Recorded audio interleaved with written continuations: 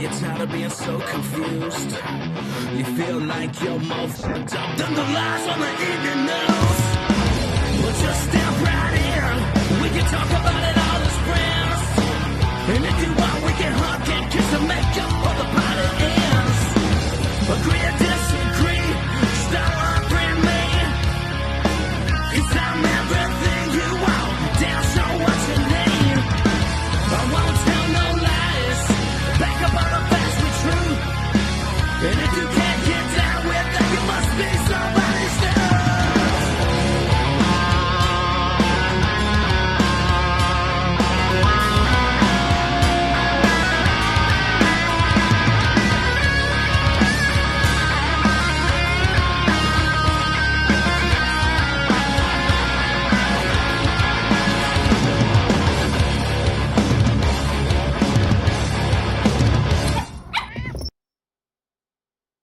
Hi, Matthew. It's Judge Janine, and I wanted to congratulate you on the Don't Unfriend Me show at the Dumb Show.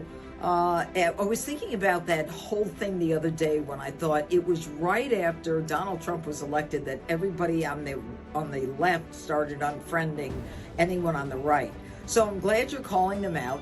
We've got a great name for the show, and I hope that you're true to the values, conservative values, Republican values, and that you call those people out. I think it's great, and I know you've got 135,000 followers. I hope you get a lot more, and just keep the faith, keep fighting. I think we may get America back, but in the meantime, we've got a steep hill to climb, and you're one of the fighters, one of the patriots. So thank you for what you're doing.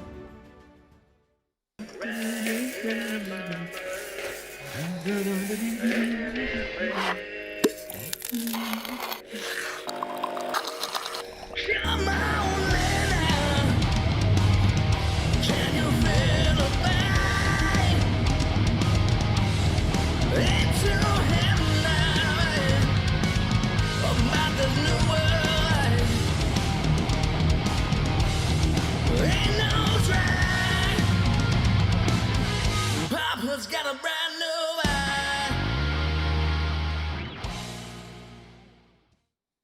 Adjusting transmitter output.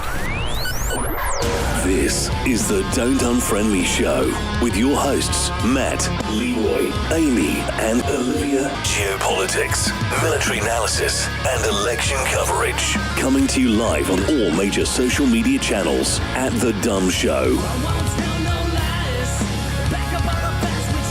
Honest, direct, unfiltered. We can agree, we can disagree. Just don't unfriend me. Hey, what's going on, everybody? I didn't think we were going to make it, man. Talk about stressful getting that audio cooked. Woo-wee. Oh, you're on now, sweetie. Sorry. Yeah, I didn't think we were going to make it, man. It was stressful. We were like sitting there going, trying to get the audio, and Ethan's over there and Olivia's over here, and all the stations are running, and we're getting echo, and I think we got it all figured out. And Ecamm, we're just not going to broadcast Instagram until they get this fixed. But otherwise, good show for you guys tonight. Scott Lloyd is here. No, not April 16th. I forgot to change the thing. April 8th. That's tonight. He's actually in the green room right now, and it's exciting. We're going to get to talk about what's going on over in Front Royal and what's new, Magoo, with that. Liv, what else is going on for the rest of the month? Rest of the month, we got Adam and Bethany Coogan in next Thursday, the 16th. Barry Morgenstein will be in the house on the 22nd. May 1st, Amani comes back every first Friday of the month. Yep. We have May 15th is T.S. Dixon. I reached out to Ryan Samuels today, just waiting to hear back, and I have sent emails out to several other people. So I'm just waiting to hear back from people. But we only have 2 weeks left in May for availability. 1 week is we have 2 choir concerts and a 16th birthday. So that is that week's a shot for guests, but we only have 2 spots left in May, and then we'll be working on June. So. Nice. Good stuff. So Liv. yeah, if you guys know of anyone that you think would be a great fit on the show, if you could email me, Olivia at The Dumb Show, with their contact info, please. We'll need phone number, email address, and what they're all about. That would be great. Yeah, we're talking about you too, Scott. You sit in the green room over there. We want some of those amazing, Republican friends you made up in DC to get your butts on this show, and be accountable when the hell we're going to get the SAVE Act passed, and few other things we have some questions about. But anyway, good to see everybody. We got a busy show tonight. Let's just do one thing quick before we get to our good friend Scott Lloyd. I got to do it. At Colorado Avalanche last night sealed up the W. And let's see, they are now Western Conference. Number one in the Western Conference, not champions. Nope. Not going with Western Conference, number one. And then also won the West in the Central Division. And let's see, they've got 9 games left, and all they have to do is win one game, and then they win the entire President's Cup Trophy, best team in the NHL. Which they have been since pretty much week 2. It's actually the night of launch because they tied. And even tied means you're tied for first, so you're still first place. Because you can't possibly be better than that. If you're tied for first, you can't be better than that. Yeah. So even first standalone, it's impossible on opening night because 16 teams are going to get 2 points or 1 point, and 16 teams are going to lose or get 1 point. So it's impossible. Mm-hmm. So anyway, here it is. So far, so good. Nelson takes it with 20 to go. Down low for Nichushkin. Oh, what the mad Russian. Listen, this guy got better at hockey off of drugs, which is just insane. Watch this goal. This goal here, I'll take out the banner. Between the legs and trickles just oh man, it's so good. Such a pretty goal. Congratulations to the Colorado Avalanche. We haven't won anything yet. The real season's about to start. Exactly. Second season's about to start. But it's nice to go ahead and do this. But more importantly, right now, we've got our good friend Scott, who is jumping on in here. Scott, welcome to the Don't Unfriend Me Show. It's good to have you here, brother. How are you? Hi, guys. Great to be back. Dude, it's been a busy month. I mean, you had Easter. We had my birthday and a baptism, but you had a pretty busy week too.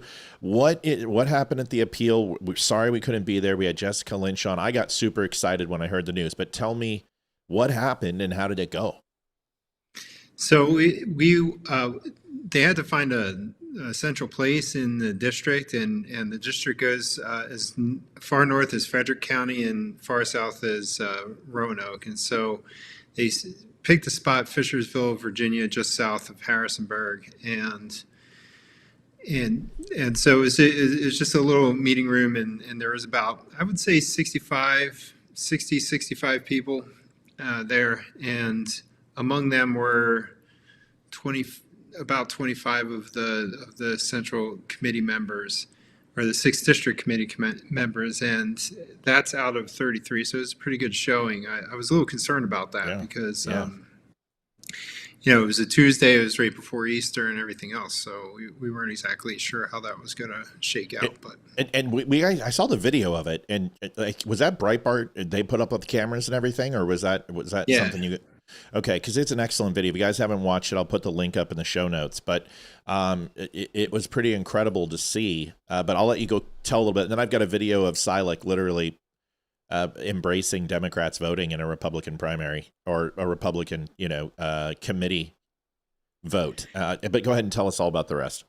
Sure, it's fine. And so it started out sort of like a normal meeting, like as though we were guests at one of their district committee meetings, but it was called for that specific purpose. So they went through a couple just normal business things, and then they launched into our appeal, and we each had 15 minutes to present our case, and then we did 30 minutes of questioning, which I thought the questions were really well done, and it was clear that everybody had done their homework, which was encouraging. I mean, you just wonder how people are going to approach this, because they're volunteers themselves. They have their own, a lot of these are members of their own local committees, and so they have responsibilities there and then responsibilities for the 6th District Committee. So you just wonder, do they have enough time to devote to this or whatever else? And I was very happy and encouraged to see them not only show up, but to have done their homework to the extent that they did. And they were asking some tough questions, and when they weren't satisfied with the answers, they didn't hesitate to just dig a little deeper, which I thought was great. I mean, that's what you want out of your volunteers. I mean, we all care about the Republican Party, and so you want people to bring their best, and that's what they did. And that was very encouraging. Good. Then what? So there, after the 30 minutes, then they went to a roll call vote. It started out with a couple proposed motions, and they were voted up or down by voice. But then when it was clear what the shape of the motion was going to be, then that's when they asked for a roll call, which added a little bit to the drama as you're standing there. Right. So they're naming the names, and each person is saying aye or no individually. And so interestingly, it was for the first few votes, it was David Silack, Scott Lloyd, David Silack, Scott Lloyd, and so we were pretty even. And then it cascaded after that in our favor. What, 19-5? I mean, that's pretty decisive. Yeah. So is Silack going to do what he's going to appeal this, right? Well, he made a comment to one of our local news sources that he's considering just having the next vote rather than going through the appeal. He has 30 days to decide.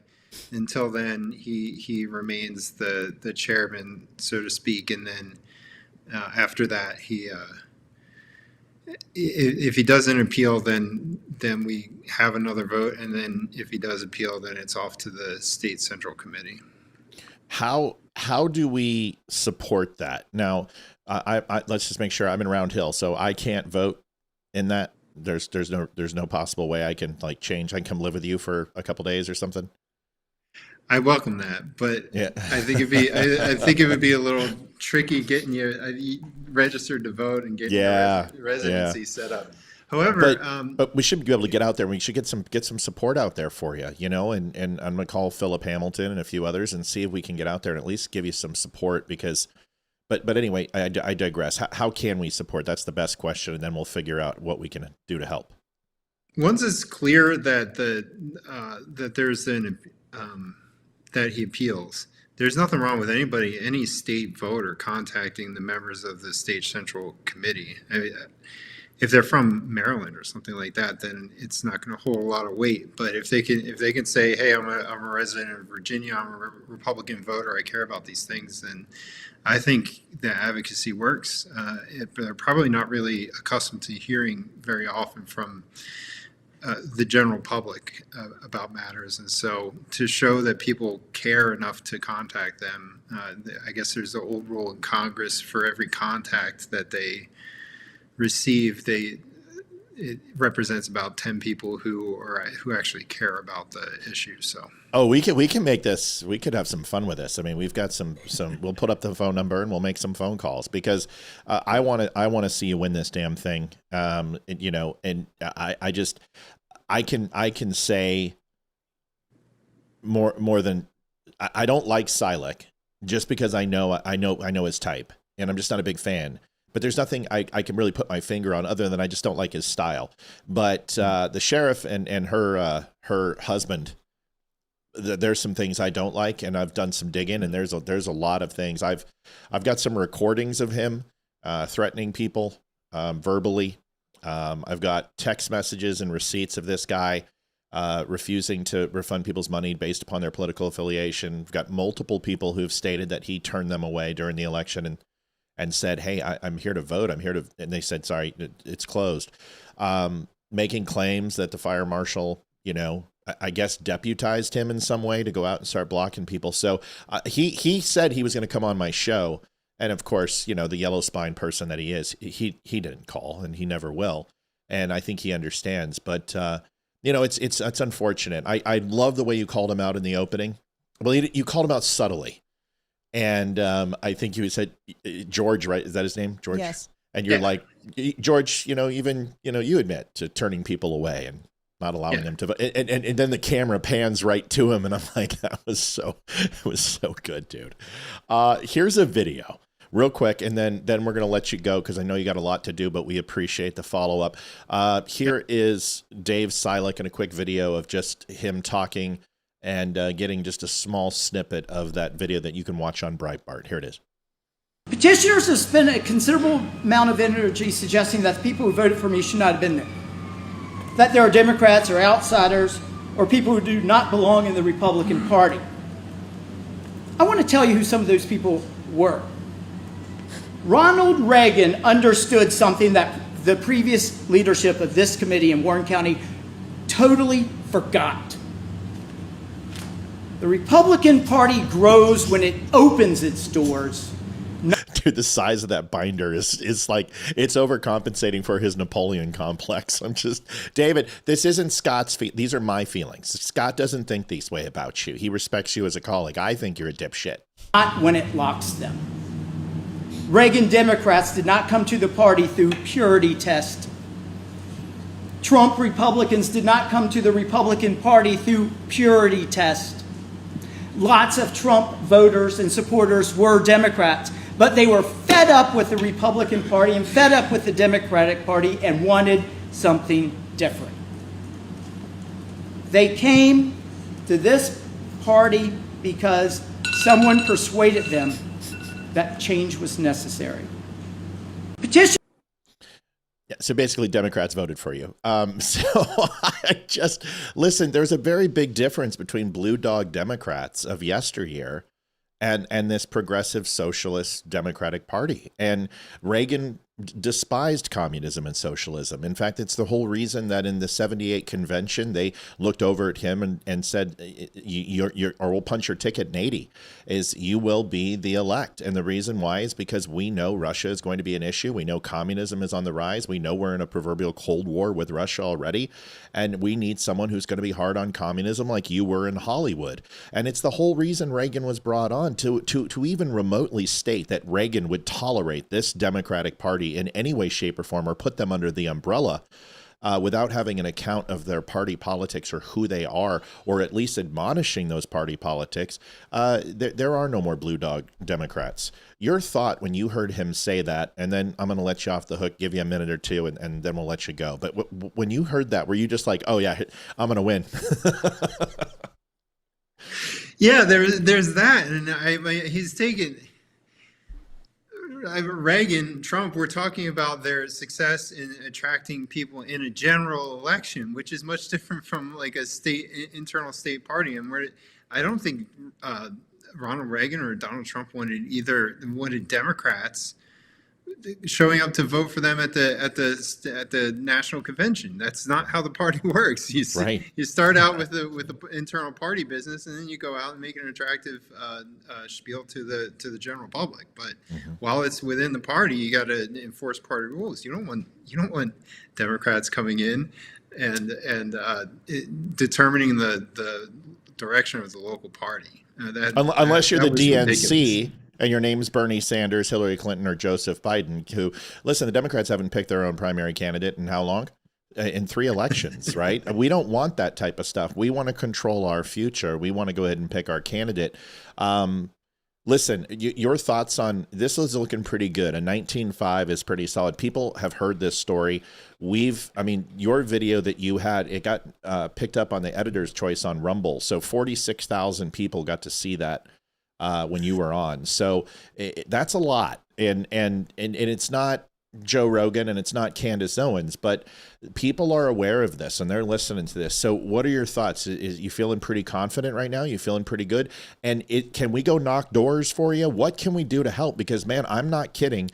I'm willing to take 3 or 4 days off and go and knock doors if I have to, get Scott Pressler up there, make a phone call and see if we can get him up here. Whatever it takes to help out, what can we do? Yeah, a lot depends on when the appeal happens and when the new vote happens. But once the new vote happens, yeah, we love to have any support. Identifying and inviting Republicans out to the mass meeting and making sure that we're going. That we're taking the party in the proper direction, and I think it matters a lot because right now they're proposing tax increases. Republican nominees are proposing major tax increases, and I think people are going to be upset and fed up. So it'll be a great time. If it's the appeal, then we can do we can do the emailing of the committee members, and I think that'll be effective as well. listen, we got 46,000 somewhat, well, 42,000 Virginia viewers of the show and email lists, and I am more than welcome or more than happy to open up that to you and send an email blast out to our followers and say, listen, we don't like party politics. We're not trying to do that, but here's the situation. And they watch the show, they understand it. And I'm just so happy for you, man. When I heard you would have seen my reaction. I don't know if you watched it, but Leroy was there and he was doing his final closing and I started screaming. I was, it's just, I love it. I love it, man. Olivia, did you have anything? I'm sorry, honey. I completely fine. I'm just happy that you were able to win the appeal, and I'm just ready to see what's going to happen next. Yeah. We'll definitely keep you guys updated. When you see George, you let him know. I'm still waiting for his phone call. I feel so unappreciated and unloved. I thought he was going to come and show me up. I think he probably found out how tall I was and was like, oh, I don't think I can intimidate this guy like I try to intimidate everyone else. Final word to you, Scott. I'll give it to you 1 minute. Anything you want to say to the viewers or anything else, and then we'll let you go. Just thanks for just taking the show's perspective and devoting so much time and interest to our struggle out here, because you're out here and you're just wondering to yourself, am I doing the right thing? And to see others come from the outside and see sort of the same problems that you're seeing, it's really encouraging. It is a huge boost to what we were trying to do, and we had the result that we did, and you guys were a major part of it. So thank you. Well, we might just have to go ahead and do a remote on the vote that night, or possibly during the appeal, and take it on the road and do it remote. We'll figure out something, but we will be there. We cannot wait to do it with you, and we're hoping for you. You deserve it. You're just a good guy, and that should go a lot longer than it does today. And it seems that the weasels always get the prize in the end, but we need to change that. And you're a good dude, and we appreciate you, man, and we call you a friend. So we'll see you soon, and thanks for being on tonight, and we'll see you in the future, buddy. Bye, Scott. Likewise. Thank you, guys. All right, Scotty. See you soon. I'm excited, man. I think he's going to tear it up. I think he is going to win. I think he's going to crush it. It's amazing how an affable, kind human being will get support. And I think people see that with him, and they see the shady underbelly of this thing, and Silik, what a weasel he is. And then Georgina, his I don't know, his lurch, or his Little John to his Robin Hood, whatever it is. I don't see them winning, because I don't think they're good people. I really don't. And I hope Scott gets it. And I think he would make a great chairman for the Republican committee. I see a lot of people are making comments. One of them is Jane Callahan says about Silik, his wife was calling to tell him to wipe the mayo off his chin. Oh, God, brutal. Take the show on the road. That's, you know what? I think we're going to have to. I think that would be great. Yeah, that's a good one to go remote for. Yeah, and we have everything we need to go remote. We've got the cameras. We've got the wireless audio. We could do that. We just need to go ahead and do it. Anyway, good stuff. Liv, donations are up on the board. $300 going for tonight. Olivia is going to be with us all night, which is great. Until shortly after 9. Got to go pay Kate up. We'll be off on time because we're ahead of schedule. So let us know. Folks, if you have not had a chance, go over to the Don't Unfriend Me Show at thedumbshow.com. You can get shirts like this, or hoodies, the one that Olivia is wearing. You can get coffee and all that sorts of stuff. We would appreciate it. And if you wouldn't mind sharing, that would mean a great deal. But go to thedumbshow.com, save 10% on everything except coffee. You can actually subscribe and save on the coffee if you want to. But go take a look. There's some great stuff over there. We would appreciate it. First things first, besides the Avs, is Tucker. And Tucker went over to Great Britain and had some things to say about rape gangs and others. And there are some people who are taking affront to some of the things that he is saying. And here is a video on that. Let me know if the audio is okay, folks. If any issues with the audio, just call out audio. And I look at, and Tucker Carlson come into my country is such a fucking insult. I was raging. He made a video, all these crimes happening against our people, and he come in, well, there's no problem in London. There's no problem in London. My Pakistani taxi driver was all right. Oh, that's it then. Oh, there's no problem, Tucker. Islam's great. Let's ignore the terrorism. Let's ignore every jihad attack. Let's just pretend it's not happening because you had a nice Pakistani taxi driver. How fucking dare you come into our country? How dare you use your platform to diminish the rape of our country? How dare you? When I go around the country meeting the victims, the families, all of them, and just because you have decided to take side with Qatar or side with Iran or side with whoever you've sided with, you think you can diminish what's happening in our nation when you know nothing about it. I'm still raging about it, thinking about it now. I think you come into our country and you sit there and you use a platform in our country to diminish and belittle a generation of our daughters. And again, just so an American audience can understand the scale of this problem, because this is why I'm insulted and I'm offended by when he done this. Say in Telford, I spent 18 months in Telford. I've done a 5-part series called The Rape of Britain. You can watch these documentaries at trfilms.co.uk. And I chose Telford because Telford has a 1.7% Muslim population. There's none there. Yeah? So I went there and the police investigation identified 1,000 victims and 200 perpetrators. Yeah? 5 children are dead. They've been burned alive and murdered in this town alone. So 1,000 victims. Now, when you take the numbers and you get rid of the under 16s and you get rid of the women, there's 1,000 Muslim men in that town. Now, look what they've done in one town. Now, when you go to that town, have 1,000 Muslim men, I managed in my investigation, I sat down and I interviewed 12 to 18 survivors, yeah? And I interviewed them for 3 hours, 4 hours, 3 times, 4 times. And I built a database. And when the men were named by 3 or more girls that do not know each other, I go after them. And I go into their businesses, and I went into the businesses, some of them that murdered children, yeah? And I went into the business, and do you know, this isn't about sexual gratification. This is what you need to understand. In some of these cases, 11 cousins were raping kids together. Fathers and sons are raping kids together. Brothers and brother-in-laws. Imagine that. You're with your sister, her husband, and you go in and get a little kid and rape it. Well, we've never seen these crimes in the West. It's unthinkable. Not in their community. It's mainstream, and they're all accepting it. So when you see the scale of these problems, some girls had their tongues nailed to a table. Another girl was 11 years old. She had a hot iron rod with a letter M, and it was scalded onto her bum because she was the property of Mohammed. But don't worry, Tucker had a nice Pakistani taxi driver. Wow. Good for him. Good for him. He's pissed. He has a right to be. Yeah. Listen, this brings us up the conversation that we had the other night with the older millennial, is that there is a culture inside the Muslim community that most assuredly treats underage girls as personal property. Sex trafficking is a massive, massive, massive thing. And so the denial of that wasn't the issue. The issue was, is it something that is condoned and preached and taught in every Muslim country? And the answer is no, it's not. But there is this very seated underbelly of the Muslim religion that is so corrupted by the absolute disregard for human rights or any respect for women at all. And that's from a physical nature or from education or from financial independence from their husbands, whatever. And yeah, you have to recognize it. And of course we recognize it. I mean, it would be a ridiculous thing to say. The problem is that when you use it in absolutes, that every single Muslim rapes children. Okay, you can't go into the absolutes because we know that's not true. And it's not even remotely like, okay, so maybe there's 10 who don't. No, it's millions who don't.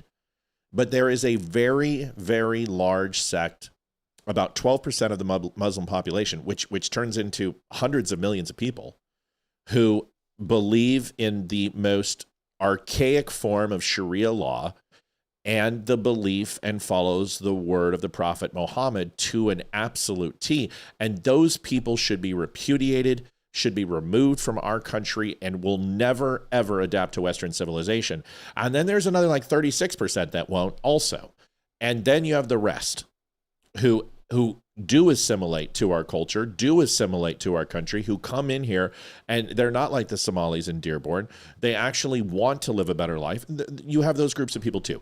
My point is that you cannot have an ideology, a theocratic belief structure that's solely based on theology. Everything's theology. How you treat people is theology. Your governmental system's theology. Your justice system is based on theology. And then come to a country where we don't base every single thing we do on that. and then expect to assimilate to our culture. It just doesn't happen. And they're seeing this in Europe. You found this video. What were your big thoughts on it? Well, my big thoughts is Tucker is opening his fat mouth and talking about stuff that he has no idea about. Yeah, what's and that? I mean, he's going into other countries, and it's like he's trying to represent those countries and then defend what's going on in those countries. And my feeling is, yes, you can talk about it. Like we talk about what's happening in other countries and what's happening in England with Parliament and all that. But we're not protesting and we're not being activists about and being offended personally, like it's going to affect us on a personal level. Right. Like there were people in England and other countries who were protesting Donald Trump.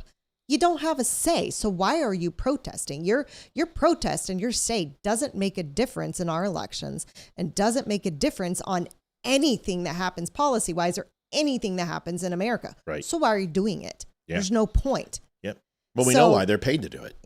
So, I mean, yeah, so they get paid, but Tucker but they get paid, but the EU gets to, sit here and it's about control. It's about money and it's about the means of production, right? Tucker just needs to stop. First going into Russia and defending Russia and pretty much kissing Putin's ass and defending Putin to the rest of the world. And now he's, going into Qatar, and then now he's going into England and defending the Muslim community in England because he had a great Pakistani taxi driver. I mean, like this guy said, Tucker is going off of the rails. He's going off of the deep end, and really he needs to stop before he digs a hole so deep he can't get out of, because that hole is getting bigger every day. We're not the only ones that are noticing it. Listen, we've been talking about this for a long time. I mean, and I hit Candace for a couple months. I'm hitting Tucker now. I mean, I'm going to continue to do it. And it's not like it's not like Tucker, everything he says is stupid. I had an old friend of mine, Matt Carlson from Apple, reach out to me on Facebook and just made a comment. And then, of course, didn't say anything. He loves Thomas Massey. He's a Marjorie Taylor Greene fan, whatever. So he watches the show because he knows me, but he also disagrees with my policies. And I don't think he's a very big Trump fan. And I really could care less. I couldn't care less, actually. But everything I say, he wants to challenge. And the Tucker clip I did, which was a 2-minute reel, he released, well, that wasn't the full 30 minutes of the video. And my comment was, do you think it got better the longer you listen to Tucker? Listen, it's not that Tucker says, stupid things all the time. He makes sense. The point I'm trying to make is that he says stupid things all the time and they don't make sense. And I'm pointing those things out because they are antithetical to at least what I believe to be Christian values, to be Christian and Western morality. And he called Christians socialists, and he's like, no, he didn't. A person on his show did. Do you really think after what happened with the older millennial last night that I'm going to allow anything said on this show that is untrue just because of party politics? I think everyone now knows that I am not going to tolerate that. I don't care who you are. If you're going to come on here and you're going to espouse mistruths, I'm going to call you out on it. And I don't care what your party politics are. Tucker Carlson should not be platforming people he is not willing to challenge. That's it. Here is a quick video on Crowder, who has something to say. And good for Steven Crowder. Listen, a little bit behind the 8 ball, Steven. I watch you religiously. I called out Candace before you did, and I called out Tucker before you did, and Marjorie Taylor Greene before you did, but I appreciate the fact that you're getting around to it, because now I can listen to you sound like me, which is really cool. I thought you, but kind of a central tenet of the right was we don't like being told who we are allowed to mock, tease, or espouse opinions on at all. Since I've been here, we aren't the people. We aren't the party, the political movement of we're offended or it's offensive enough that you shouldn't say it. Yeah. And I certainly wouldn't put mocking Islam in that category out of the many potential sacred cows at all. And Tucker basically just made a hate speech argument. He defined the mockery of Islam as the mockery of Christianity. Yeah. He tied those things together in a way I've never seen somebody tie them together, by the way, and say that is him mocking us for being Christians and we can't support that. He preceded that by saying, I voted for him before and I would probably vote for him again if he ran. What the hell are you talking about? It would be like saying to mock Satanism is to mock Christianity. Yeah, because I will tell you this, the closest thing that we have to Satanism in practice is Islam. Just to be f***ing clear. Does that bother you? Just to be f***ing clear, the religion that says Jesus was not divine, the Jews and Christians are liars. And by the way, this new guy with the book who thought he was wrestling with a demon but was convinced it was an angel has a whole new list of rules that violate the old ones and you should follow them. By the way, if you don't, we're going to kill you. To mock Satanism is to mock Christianity. If you want to say, hey, I think this is too costly, fine. If you want to say President Trump hasn't been as good on right now the economy, okay, cool. But to say to mock Islam is to mock Christianity. No one should ever mock anyone's faith. I couldn't disagree more. I couldn't disagree more either. Remember, it's you can criticize Muslims. There's nothing wrong with that. There's nothing wrong with saying your religion. I do the same thing with Mormons. You know, I make fun of Catholics all the time. I make fun of Christians all the time. I make fun of Jews all the time. I have a hard time with organized religion. I think organized religion should be treated like the government. Very limited, very minimal influence on my spiritual being. Do I believe the church needs? I believe the church should help guide me. I believe the church should help move me in the right direction. I feel the church should assist the parishioners and aid them in their quest to strive for personal acceptance of Jesus Christ in every single person's life. That's what the church should do. When the church starts getting into other things, I'm not a big fan of it. So I think it's okay to criticize organized religion, just like it's okay to criticize governments. It's when you make broad claims. Like, let's just be honest. We have to keep referencing, because this is what happened the other night, is all Muslims deserve to die. Okay. No. Like, in no way, shape, or form can I say and jump to that conclusion. Now, are there parts of the religion that are evil? Are there parts of the religion that are wrong and have been in the past and are currently? Yes, absolutely. And I can cast that same light on multiple religions, depending on how far you want to go back. My point is this, is that just because there are groups of people inside who associate with the same religious values, supposedly, does not mean that every single person shares those same values. That's an unfair characterization to make. Just like if I was to say all Catholics are pedophiles because the Vatican Church covered it up. Just like I was to say that all Catholics believe in slavery because the Vatican supported slavery. Or that you believe in stoning your mother or selling your daughter because the Old Testament says so, and Christians and Catholics all believe that just because they used to. You can't do that.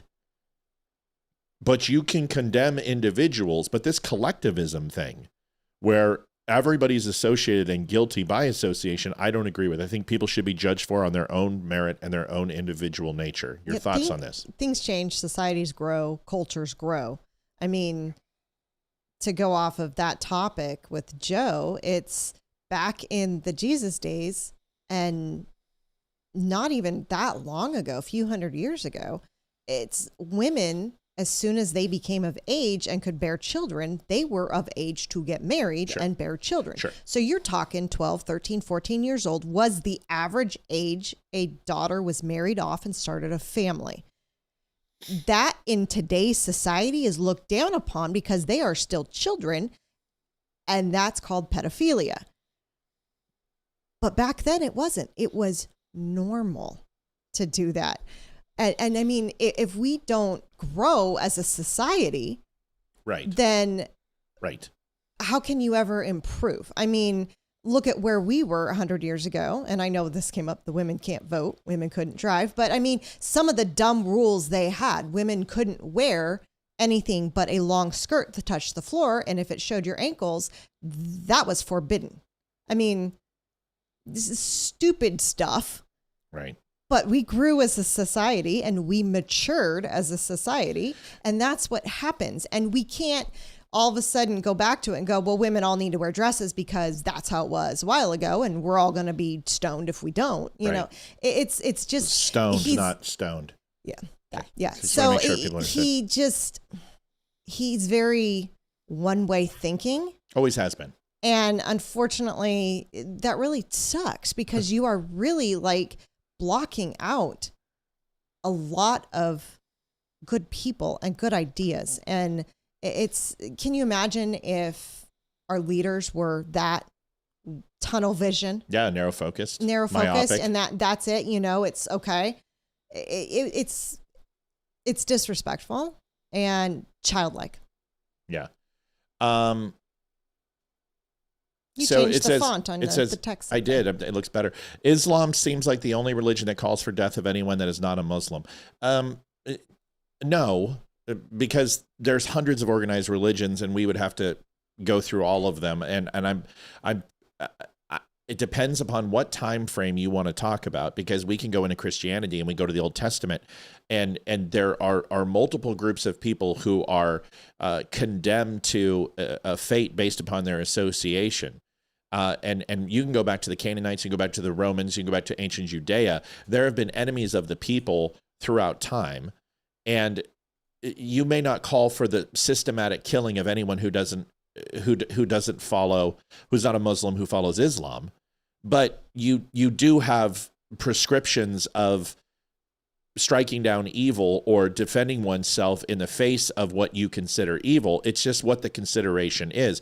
And I will tell you that the Muslim religion does say there's no compulsion in religion. And there are groups that have taken sects and texts of the Quran and have manipulated them to their will by interpretation. This happened with the Talmud, with the two rabbis who interpreted it that way. That was taken with parts of the Old Testament. That's taken by the Catholics with Opus Dei, who consider contrition and pain to absolve themselves rather than simple prayer or confessionals or baptisms, whatever it would be. So there's different interpretations based upon what time period you want to talk about. We're in the current present time to be able to look at a religion and say they haven't reached a modernistic version of their religion, and they are caught into almost a medieval sense of representation of what they believe. Yes, and you can understand why, when predominantly most of those countries outside of a few major cities still ride camels and are in perpetual sandstorms and do not have cell phones and TVs and media, and have not had the infrastructure or the educational process to advance. And a lot of that is their own doing, because every time a country does it, they kill them. And it's a constant war and battle in the Middle East. So yes, I'm agreeing with everything. They are like Sub-Saharan. They are behind the times, and we understand this. However,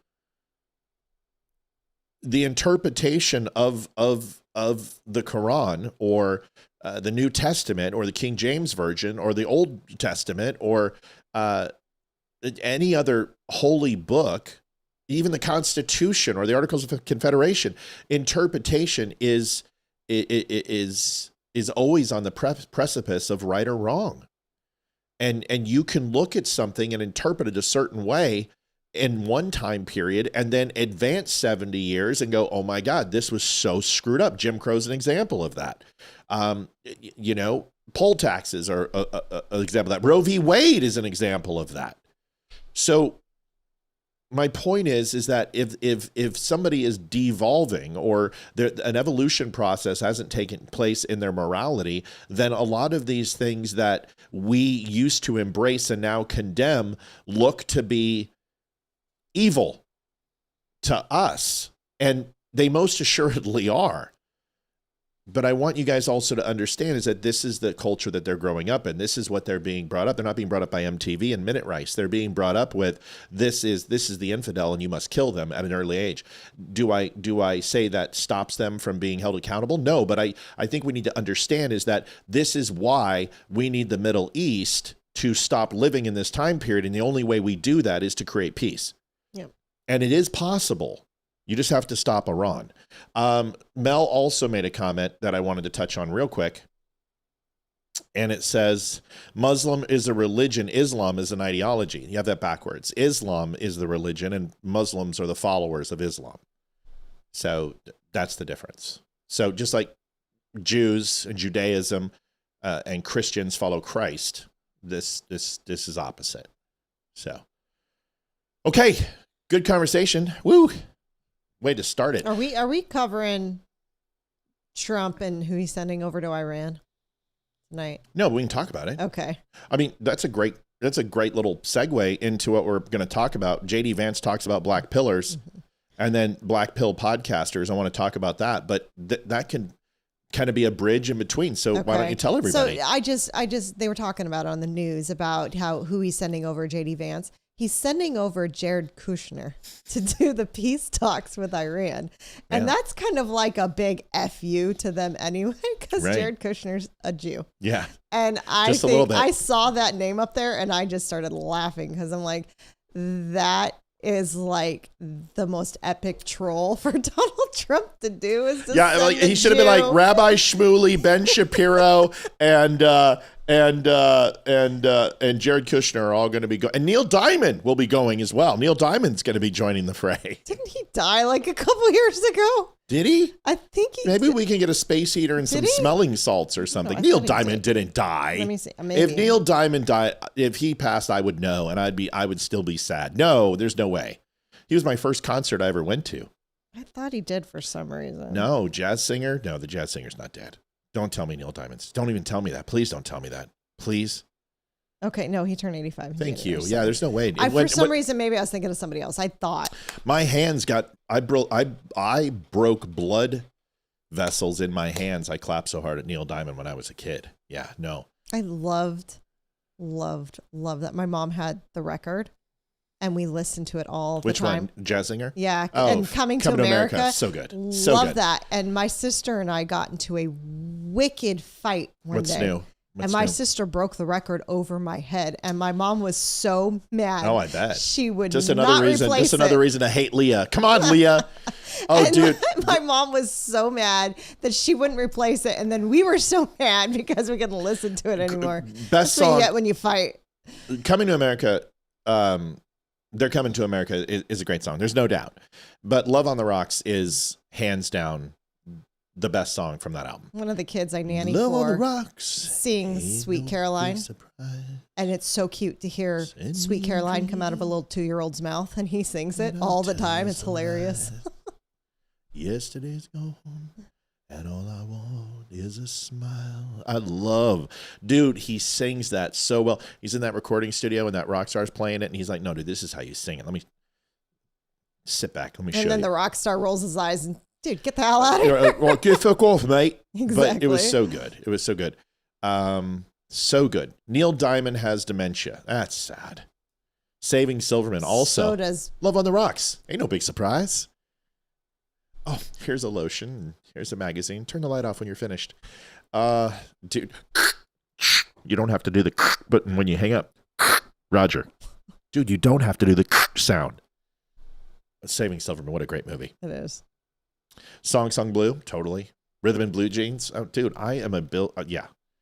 Sweet Caroline, of course. Barry Morgenstein would make a great peace negotiator. Yes, then he could do headshots. Yes, that's fantastic. Here is... I'm thinking about what you did yesterday for the promos. I know, it's so good. I showed that on the show. Did you? Oh, I told everybody. It was freaking hilarious. Here's JD Vance on Black Pillars. The piece of advice I'd give to you, and I give it to American students, American conservatives in particular, is resist the temptation to think that victory is immediate or that we're going to win back our civilization through instant gratification. This institution was founded in 1996. It's far more influential than it was back then, but I think a lot of people, this is particularly true in the United States of America, if they see something that the administration does they don't like, they say, oh, that's not what we voted for, we're going to check out of politics. No. That's the exact wrong response. If we do something you don't like, the response should be to get more involved, to make your voice heard, and to try to push things in the direction that you want them to be pushed. Our civilization was not built overnight. It's not going to be saved overnight. And so what I'd encourage you to do is stay involved, be patient, and don't let disappointment turn to checking out of the system entirely. There's way too much of that, I would say, in the Anglo system and the American system. There's way too much, I didn't like this thing that the vice president said, or I didn't like this thing that the president did, and I'm going to completely check out. We call that blackpilling in the United States of America, and blackpilling is how you give power to the forces that are trying to destroy what our ancestors built. We need to take power back from those people and build the kind of institutions that can actually save our societies. It will not happen overnight. It will not happen in the term of one prime minister or one president, but it will happen so long as we keep our faith in God and we work hard to achieve it. That's what we have to do. Dude, I really like him. He's going to be president, Vance, if he keeps this shit up. I really like him as vice president. He definitely, it was a pleasant surprise. And so far so good. Shit. Sorry. That won't happen again. Sorry about that. He surprised me, and I think he's great. He's got a sense of humor. He's charming. He's very personable. He knows how to relate to the people, and he's humble. And I really like that. And he's a much, and I liked Pence as vice president. I like Pence. I like Pence up until a point. But JD Vance is a much better pick because Pence was a little magoo. Yeah, but he was a bulldog. And he was a bulldog for Trump. I don't care what anyone says. But his lips were stuck on Trump's ass, and all he did was kiss his ass. Yeah, he does. JD Vance does. He did not push back at all. It was, yes, whatever you tell me to do, right. I do. You're right. And it's like, you don't need a vice president. Yes, you need a vice president that will support you, but also call out your bullshit when needed. Right. And that's what JD Vance does, and I like that. Yeah, I do too. And like, pardon the language. I'm sorry. It's the first time I've cussed in a while. Vance, you're absolutely right. In fact, because Vance didn't push back. Excuse me. Pence did not push back during the first 3.5 years of the presidency, but obviously pushed back against the election results. And I think that's why Trump hated it so much, is because all of a sudden Pence takes a stand and it's on something, because he didn't at all during the presidency. Exactly. And so he expected Pence to do what he told him to do. He tore apart Kamala Harris. He always, COVID, he was lockstep with Trump. He was lockstep in everything. He was lockstep in Syria. He always defended Trump. And he was one of the reasons why he won the election. Let's be honest with you. He gave him the Rust Belt. Yeah, he did. And so I agree with you 120% on it. It's a very astute observation. And JD Vance, you can tell that sometimes they don't see eye to eye. I think Trump respects that. I think he does too. And I think what Mike Pence grew a backbone when Mike Pence felt that he was in danger, and Trump didn't respect that. He's like, you know what? If you're going to be a coward for the entire presidency, be a coward with all presidency. And JD Vance isn't. I think that is Trump, is when people find their own way to be independent of who they actually are. I don't think he likes that very much. I believe he appreciates authenticity and consistency. And if he hires you a certain way, he wants you to remain that way. And if you change, he tends to abandon you fairly quickly. And I think that's a pretty astute observation by you there, Olivia. Thanks. Listen. Here's the thing we all need to understand. Trump's approval rating is going to be dog shit, just because it's going to be. You have half the country who hates his guts, but it stays consistent with Republicans. I want to give you guys just a piece of just a little bit of knowledge. It doesn't matter what I say. It doesn't matter what Tucker says. It doesn't matter what Candace says. It doesn't matter what Joe Rogan says. Nobody influences the voters. The voters are going to decide what they want, no matter what any of these podcasters say. And we have got to stop pretending that somehow a podcaster with a mic and a perspective, like me, like Tucker, like Candace, and not that we're not all the same, but that we change in the ebb and flow. Folks, even Candace Owen scratches a scintilla of the country, a scintilla. She may have millions of people who interact with her show, but folks, they're not all watching her show. And same thing with Tucker. There's a lot of people that don't pay attention to this stuff, and that is just the truth. So when we sit here and go, these podcasters have a pulse on the society, they're just as full of shit as anybody. So that's why we try to stick on the facts and take the personal opinion out of it. Here's a great synopsis of what I just said in a very concise video. Here it is. Polling shows that between 80 and 90% of Republicans back the president's war. That podcast sphere is just so totally divorced from where average people are at. And you see this come up on Israel, you see it come up on Epstein, you see it come up on Iran, you see it come up on foreign policy. again and again and again. Even the people who get their news from Tucker Carlson totally disagree with him on this issue, no matter how many times he says it's Israel's war. That's not a divide. That's a divide between the podcasters and the content creators and then the mainstream voters. The fact that the vice president, and frankly, let's be honest, the heir apparent. Agree with that. Oh, here we go. This is going to be interesting as well. He will not be the nominee if he cannot distance himself from someone like Tucker Carlson. He feels very confident about their chances of, striking a deal with a new moderate leadership in the near future. I could be very wrong about that. Where do you get new moderate leadership when you're bombing a country?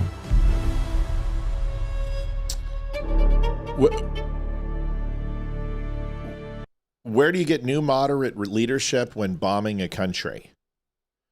So I think people don't understand the key differences between moderate and passive.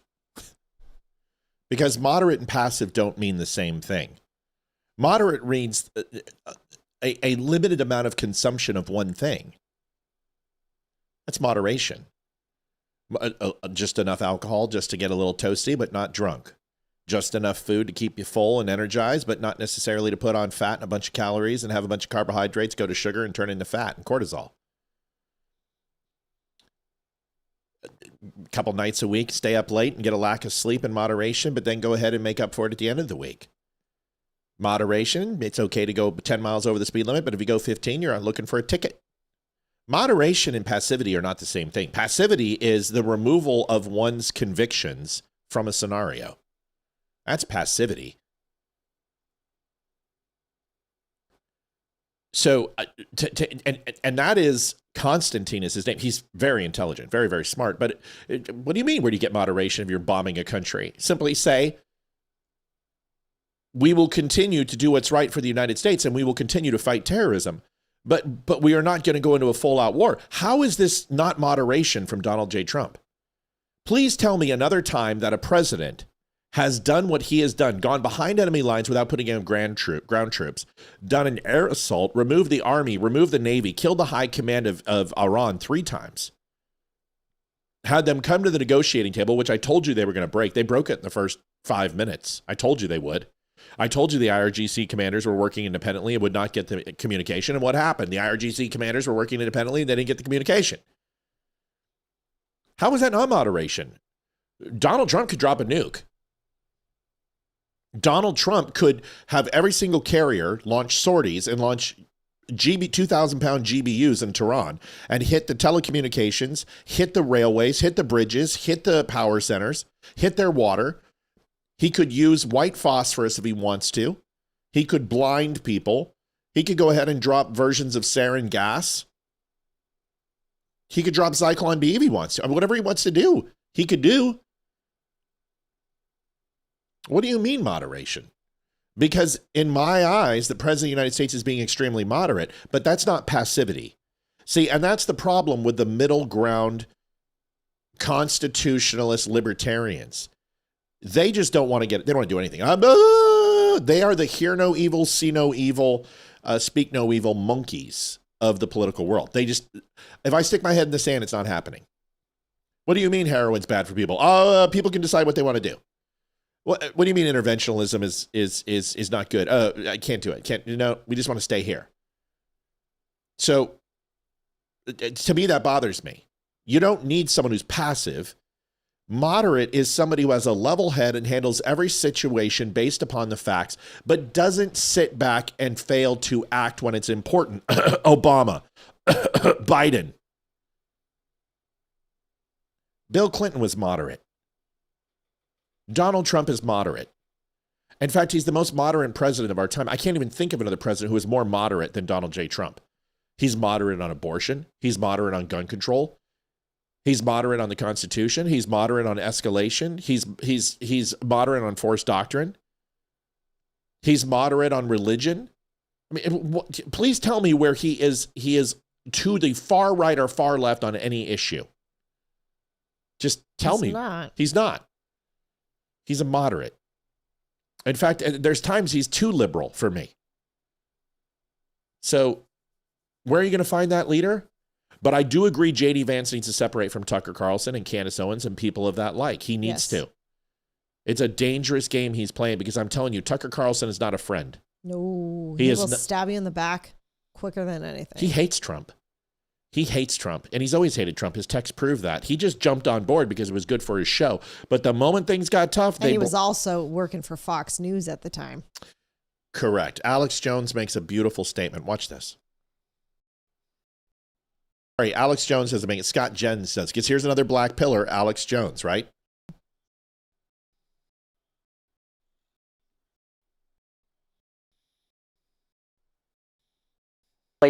And never had. Yep. Nope. No sound. Okay, hold on. Replace asset. First time it's happened tonight, hasn't it? Yep. Okay. Mom, help me find that video.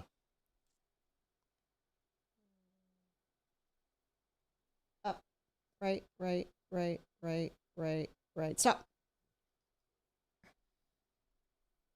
Okay, listen now, guys. Report that going through this year. How about now?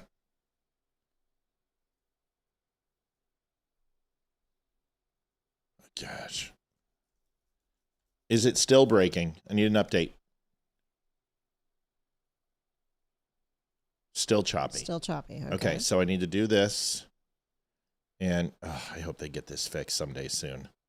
Get really sick of this. We're going to have to go back to the old way until it's fixed. Yeah. It's really annoying, though. Really annoying. I thought we had it. There's got to be something in the codec, you know? Yep. So what I'll do is I'll just have this window up here. Well, we're doing that. Show me where Speaking it's at. of... Show me where it's at, please. ADD's kicking in. Right. Okay. Okay, go ahead. It is shortly after 8, and we have 0 donations on the board. What? Are you kidding me? Nope. So oh my God, people. Is this personal? What did I do wrong? Did I do something wrong? No. Okay. All right. Here we go. Am I okay? Yeah, am I okay? Something wrong? Okay? No, seriously, this is like you guys are scaring me. All right, there it is. Here we go.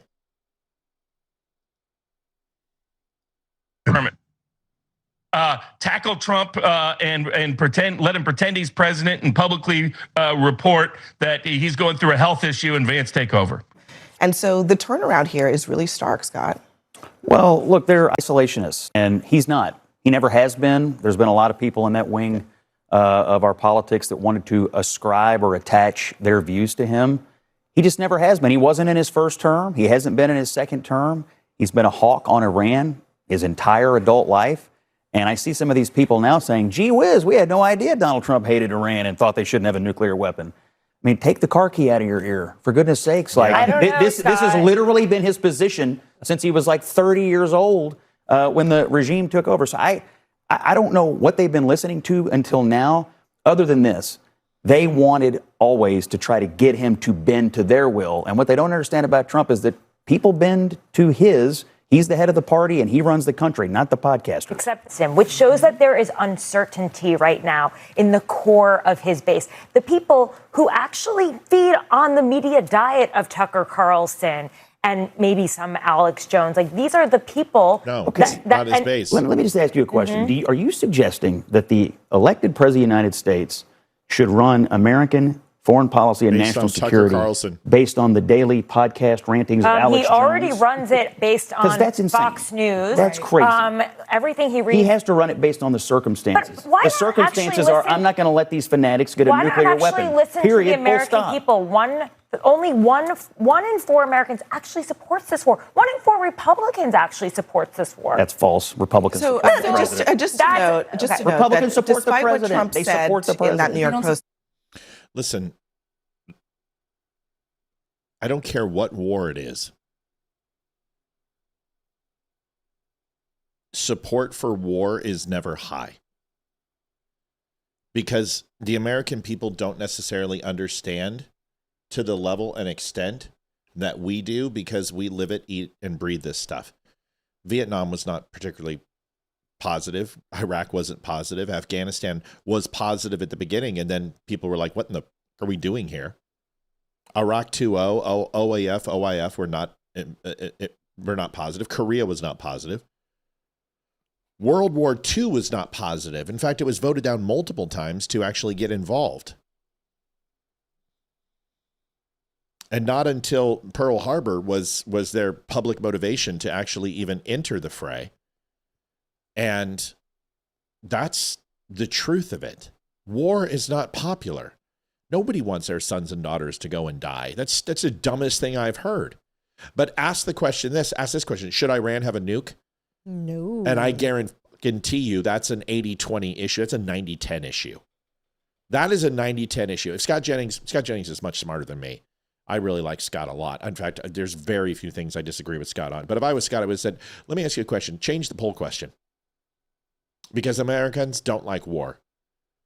Change the poll question to the following. Should Iran have a nuke? Would you sleep safer at night knowing that Iran has a nuke? The answer, 90-10. It would be the same amount of people who believe that chocolate milk come from a brown cow. About 7%. 7% of the fucking United States believes that chocolate milk comes from a brown cow. Same people that believe the earth is flat. Same people believe in Bigfoot. Same people believe that Canada's good at hockey. Sorry, Mel. I was kidding. So, nobody wants to go to war. But the difference is it necessary? That's what you need to ask the question. And I think there's going to be some very controversial answers to that. Is it necessary to go to war? I think a lot of people you're going to get a lot of different answers. But when you say, do you support the war? Most of the time, no. Should we go to war? Well, whether I support it or whether we should, that's going to probably have a little softer of a number. Probably more people are going to say, I don't support it, we don't want it. But more people will probably say, I do support it. But then ask them the question, should Iran have a nuke? And the answer, with pretty much no equivocation from just about anybody except the retards, the answer will be no. No. All right, well, we hope we don't have any more audio problems, but I'll tell you what we are having a lot of problems with. We're having problems with donations. So either the donation site is down or people hate us. So we have to play the donation video because there's no way I can go on at 8:12 with 0 donations. So I have to play the video, and I'm sorry. I don't want to play the video, but I got to play the video. Are we down? I don't know. I'm checking. Is it a boycott? What did I do? Is it my hair? Is it does Olivia need to show some titty or something? It's not going to happen. I don't want to play. You know what? I'm not going to play the video. I'm going to trust. No video. I'm not going to play the video. But it's kind of weird. Just saying, a little weird. Animals are great. Can we play that song? Animals are great. Do, do, do, do, do, do, do. Can we do that? Yeah. Okay, animals are great. Olivia wanted me to show this video. I don't know why, but we're going to watch it anyway. It's hilarious. Okay.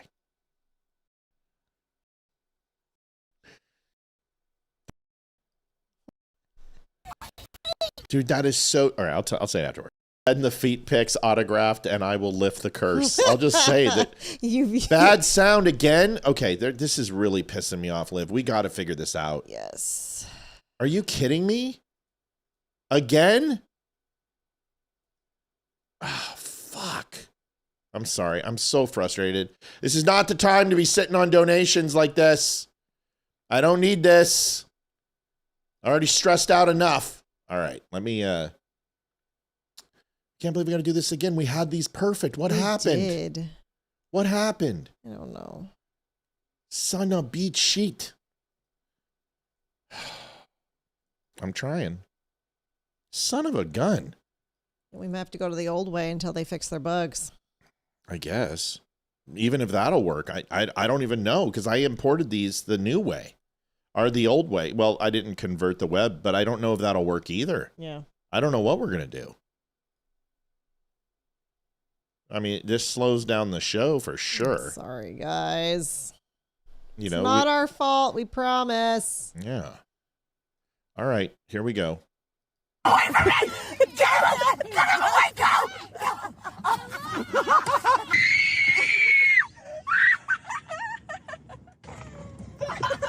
Give him the bucket. Give him the phone.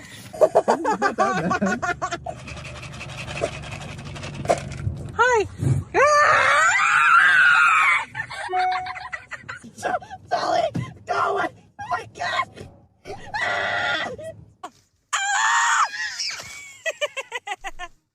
Throw the food. Hey, you gotta go.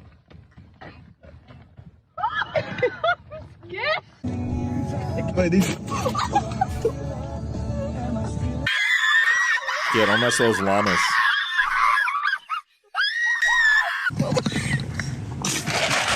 Spitting llama, dude. Hey, hey, hey, hey, hey. You're not gonna. Hey. Why even go to the park like this? Vaughn, look, Harry Towns. You son of a bitch. You son of a bitch. Spitting llamas suck, dude. They suck. They're horrible. Why would you go to a park? I don't understand. Like that if you're scared of animals. Do you know how dangerous that is? Seriously, I'm not trying to be a buzzkill. I would never, ever allow that to take place. You get your ass bit. Camels suck. They bite like they're horrible. Camels are horrible. Llamas suck. Like if I saw a llama, I'd shoot it. I can't stand llamas. Can't stand llamas. Llamas are disgusting. Giraffes are fine. Ostriches, but ostriches, those things will tear you up. And if it decides to go ahead and throw its claws, it'll rip you from freaking neck to sternum, or from sternum to crotch. That's dangerous. I would never do that. I would never do that. Like we had that giraffe that we went to the zoo and then we fed, but we controlled that. We could walk away. We were up on a ledge and his head was there. It's not like he could follow us, but no, I'm not good with that. No, I'm okay. All right. Yeah, like a giant goose with more hardware. Yes.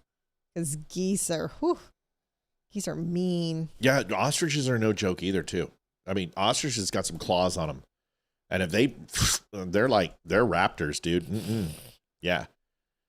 Yeah. I'm the same way. It's scary. My wife hates camels from when she was in Iraq. Yeah, they're no fun. So are their toes. Yeah.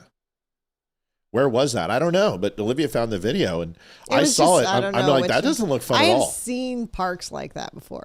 Well, listen, I've seen it with like goats and I've seen it with, ponies, but like, I don't know. I would never, ever do it with a camel or a llama we've or got an a ostrich. little farm here where you can go and feed the pigs and the goats. Ostriches, man, their beak is hard as a rock. And if they decide to go ahead and whack you, and throw back. Oh, no. I'm good, dude. No, I don't think so. And I love animals. I love animals. I'm okay. No desire. I'm going to pass. Pasadena. I agree it should not be allowed. Because it's going to take one kid having one camel literally just sink its, wrap its mouth around a kid or their hand and pull them out of the car. It happens. Yeah. Ostriches are absolutely dangerous. No, they are not fun. Like kangaroo. Oh, kangaroo are grumpy. Kangaroo are insane. Like, yeah. Like in the moment in Crocodile Dundee where those guys are shooting kangaroos, I'm kind of like, I get it. No, I get it. Can't stand kangaroos. They're scary and they're terrifying. And those bull kangaroos, those male, they look like they're on steroids. No, I'm not good. Koala bears. Koala bears are where I'm at. I'm good with that. I'm good with a koala. Or a sloth. Sloth's good. Sloths are cute. Koala bears, sloth, something small. No, but ostrich, no, I'm not. No. All right, let me know how audio is. I'm so nervous about this. Guy on gas prices.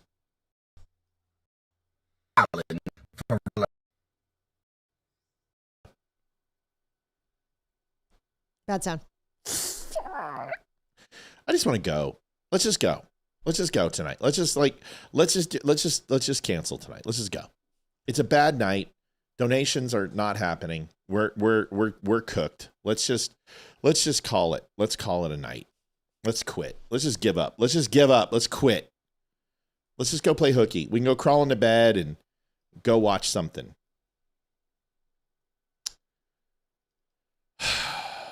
We did it. We went and tested this, didn't we? We did.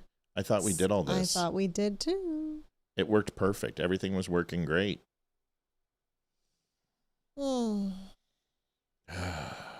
Well, I'm sorry, guys. I mean, listen, we tried to do this the right way. We did. We did. All right. Here, I'll bring it down. Okay, what are we listening to here with this guy? He sounds like he's not supporting Trump, but then he ends up supporting Trump. Okay, let's listen. Dear President Trump, gas is $4 a gallon. What jacket is he wearing? Is that the Eagles? The C? No, it looks like it's probably like a high school team. Yeah, it's probably a high school team. Regular in North Carolina. Now this is going far. I just want to reach out to you and say, I'm willing to pay up to $15 a gallon if you keep bombing them goddamn Iranians. Bomb they motherfucking ass. I got $15 a gallon, so you keep bombing them son bitches. Now, if you get to 1501, pull back. I ain't paying more than $15 a gallon. But I'm willing to pay $15 a gallon for you to keep your goddamn foot on them Iranians' necks. Oh, so that's worth it. Now I feel better. That's so good. That's delicious. Oh, that's funny. That's a good find, Livy. That one's funny. Thank you. That one's funny. Are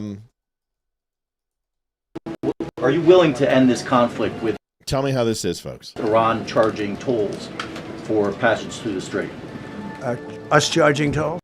Can you guys hear that? Loretta, I got your text message. I don't know if they're going through or not. I don't know what's going on. I don't care. It doesn't matter. I love you guys either way. I will check. Loretta, I got your message. Thank you. Appreciate you. It's good. Yay! Okay, thank God. All right, here we go. Maybe it's just the vertical ones. No. Well, it seems to be consistently that's what's happening. Willing to end this conflict with Iran charging tolls for passage through the strait. Us charging tolls? Iran. What about us charging tolls? Is that something you're considering? I'd rather do that than let them have them, right? Why shouldn't we? We're the winner. Fingers on the trigger. Won. Okay? They are militarily defeated. The only thing they have is the psychology of, we're going to drop a couple of mines in the water, all right? No, we have a concept where we'll charge tolls, okay? I thought you meant us. No man behind. Not even women. Listen to this. That brilliant rescue was described by the Secretary of Defense and by General. Can you guys hear that? Let me know. The donation thing's not up. I put one in. Yes, it is. No, I put one in and it didn't pop up. Try it again. Okay. We are just having technical I'm so done. difficulties. I am so done. Oh my goodness. I am so done. Okay, let's try it.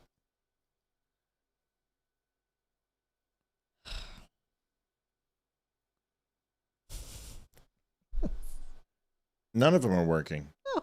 What even? Did you just do a test for one? I did, yes. Try it again. I'm so done today. So done. This feels like a Monday. Yay! There it is. All right. Thank you, Loretta. Thank you, Lewis. Tess, for donating 1 penny. Loretta, thank you very much. You guys. Appreciate it. We've lost that love and feeling. Holy moly. Ooh. All right. So can everyone hear this? Okay. You want to make sure everyone can hear it. Can we hear it? All right. So here you go. Good sound. All right. Listen to this stupidity. This is some dumb shit right here. That brilliant rescue was described by the Secretary of Defense and by General Dan Kane, the chairman of the Joint Chiefs of Staff, as a long-standing American military rule of never leaving anyone behind. No. We leave no man behind. That is, of course, the old school version of the idea back when only men flew American military planes. General Dan Kane, the chairman of the Joint Chiefs of Staff, put it this way. We leave no one behind. The general knows, unlike Pete Hegseth, that could have been a woman they were trying to rescue, and it might be a woman the next time. Frickin' Secretary of War, dumbass. Get it right. Oh, what an idiot. Seriously? So I'm amazed he didn't say that we're offended because you didn't use the 69 different genders that could have been left behind. Jeez. Some people are just... Some people just waste air and shouldn't be allowed to breathe it anymore. Just saying. Seriously. Stupid people.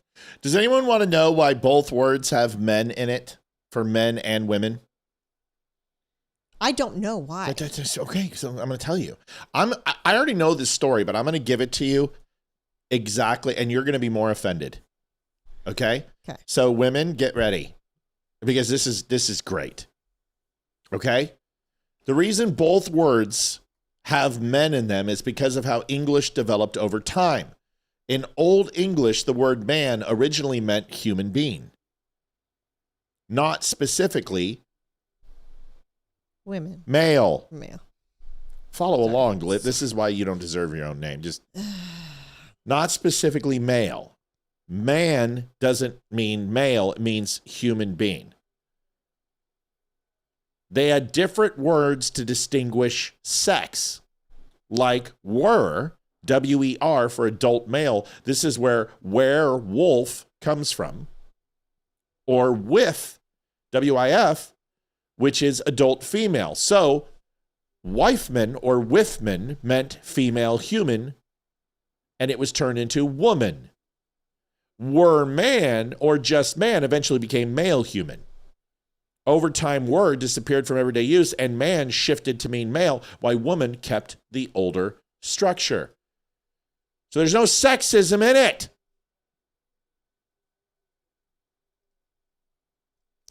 Ridiculous. You're a female. You're a male. You're a human being. So let me get this straight. We used to call everybody in the military sir, regardless of rank. Regardless of you peed sitting down or up, you were sir. Then we had to change it to ma'am because women got butt hurt. And in a lot of countries' militaries, women are still called sir. So we do this, and now we can't even call you, we've got to differentiate between man and woman. And I'm pretty sure he knew that the pilot was a male. He's the Secretary of Defense. I'm pretty sure he was read in on who that was. So, you know what we need to do? Pete Hegseth come out and says, we shot down our own plane. It was a female pilot. Now we can say we leave nobody behind.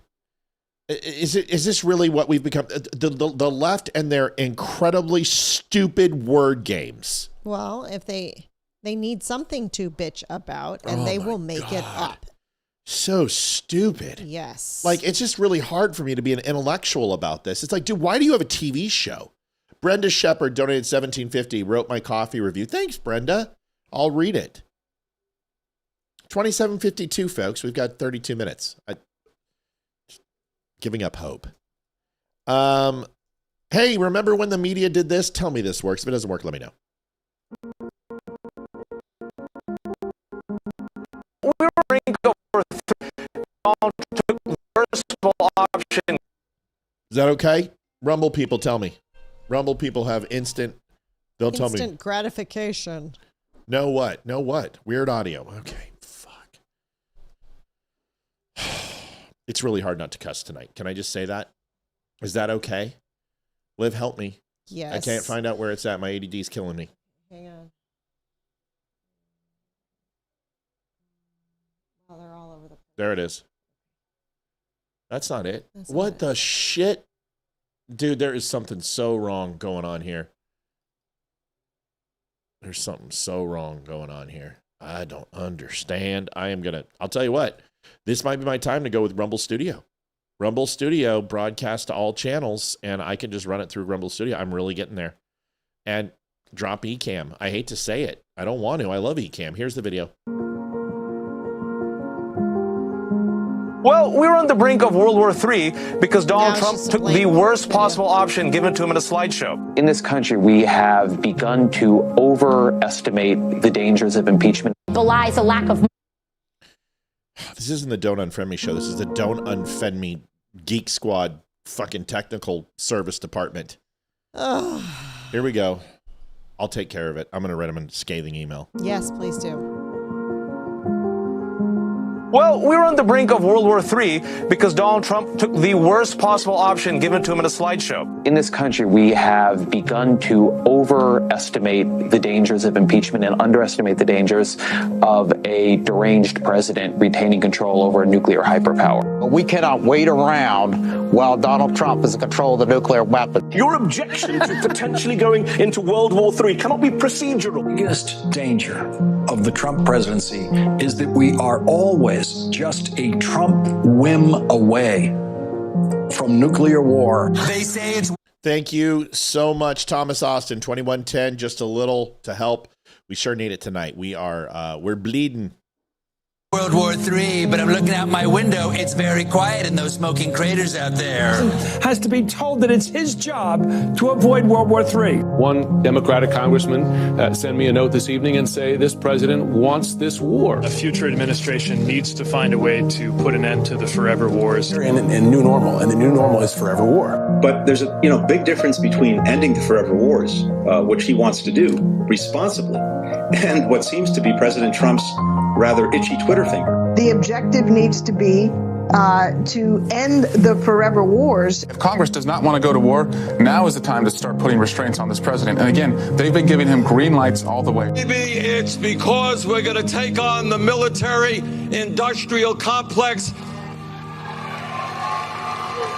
and end endless wars. Every American needs to wake up to the shenanigans of the military-industrial complex and how much hundreds of billions of dollars are spent only because of short-term profit maximization for military defense contractors as opposed to America's legitimate security needs. It's long past time we end the forever wars. All of this, though, risks more of a proxy war than I think we're going to have a stomach for. And ending our forever wars so that we can better serve our constituents at home. When it comes to unlimited war, we seem to be able to invent that money very easily. And to me, it belies a lack of moral priorities that people have right now, especially the Republican Party. Well, and that's why there are elections. They have consequences. Do these morons know that Donald Trump already is in charge of nukes? He already has a nuke. He already did it. Well, that's the point, honey. That's the ever-loving point of the video, babe, is that he didn't do it what they said he was going to do. This was back in the day. This was back in Syria. This was back long before, because then they do it. But here's the thing. Here's the video that just to demonstrate the hypocrisy. You have to play this one to see this one. Go ahead, put them in, honey. We need all the help we can get. We're at $58. We have got to put the money in. I don't care. Cat Alkire donated $10. Wish it were more, but it's some, and it's enough. If everyone did $10, we would be $1,000, and we would have an amazing night tonight. So don't scoff at it. It's a lot. We appreciate you. But here's the problem. Watch this. This is on Libya. You got to see that video. Now watch this one, if this skips. Thank you, Jeffries. In 2011, Nancy Pelosi said President Obama did congressional approve on Libya. Let me know. Skippy. Let me know. Skippy. Waiting. Perfect sound? No, that was before. Okay. Come on, people. Waiting. Come on, people now. Smile on my brother. Skips. You know, I work hard for my money. So you better treat her right. Seriously. Just call it out. I don't have the energy anymore. Anonymous 2110. Let's go, Dumb Nation. Thank you so much. I know who you are. Appreciate it. Thank you, Anon. We love you. We know who you are. You're amazing. I got your message today. Thank you. There you are. Let's let this go away now. Thank you. Okay, I got to kill this other video now. Oh, so frustrating. I'm going to send this into Ecamm and be like, this is the shit you guys are making me do. Your freaking update sucks. Well, yeah. Thank you, Leader Jeffries. Back in 2011, Nancy Pelosi said that then President Obama didn't need congressional approval to bomb Libya. Now House Democrats say President Trump needs that approval to bomb Iran. What's the difference? Well, obviously, Libya and the circumstances connected to that were very different than the circumstance that we face in Iran right now. I mean, even understand the genesis or basis of that question, not suggesting that you're not asking it in good faith. Libya went on for 7 months. As I've Deborah indicated, Paris. You got to say it in the French accent. I already did. $10 to ward off the video gremlins. Yes, God, wouldn't that be nice? Thank you, Miss Paris. We appreciate it. first of all, was not in Congress at the time. So we're dealing with what we're dealing with right now, which is a catastrophic, endless war, as Donald Trump has characterized it, without any justification that there was going to be a preeminent assault or attack on the United States of America. Since when has that been the only prerequisite? So let me get this straight. We only attack countries that attack us first. Is that what we're saying? We have to have the self-defense measure. This is the dumbest thing I've ever heard. It really is. You guys are such a bunch of idiot. I can't. I'm in a bad mood. You want the mood to get better? Or as it relates to our interests in the Middle East. The administration is not even pretending like they have intelligence or information at this point, publicly. And certainly there's been nothing that has been presented to us privately to justify a preemptive strike of this nature. After the video. That has triggered an all-out Just war keep putting in the in the Middle East. donations that aren't there. And by the way, Donald Trump is the one who said in the aftermath of the 12-day war. Thank you, Andrea Beal. Yes, Miss Beal, thank you. $5. See, that makes a difference. $5 makes a difference. It really does. Thank you so much. That Iran's nuclear program has been completely and totally obliterated. Not my words, his words. So was he lying to the American people then, or is he lying now? So, Madam Speaker, Madam Leader, you're saying that the president did not need authorization initially and still does not need any authorization from Congress on Libya? Yes. Thank you all. Yeah, well, somebody get the memo. Go ahead there, Beauty. He said, unless that it has something to do with our interests in the Middle East. Frickin' Iran has something to do with our interests in the Middle East right now. Are you effing serious? I just want to smack him upside the head. He's so stupid and he's got an ugly face. Every time he comes on. You want to use the N-word. I do. No. It's going to... Oh my, you can't say that on air.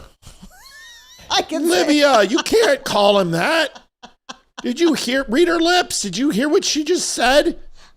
My God. It's horrible, Liv. Oh, yeah, totally. I'm just horrible. Horrible. Can't use that word.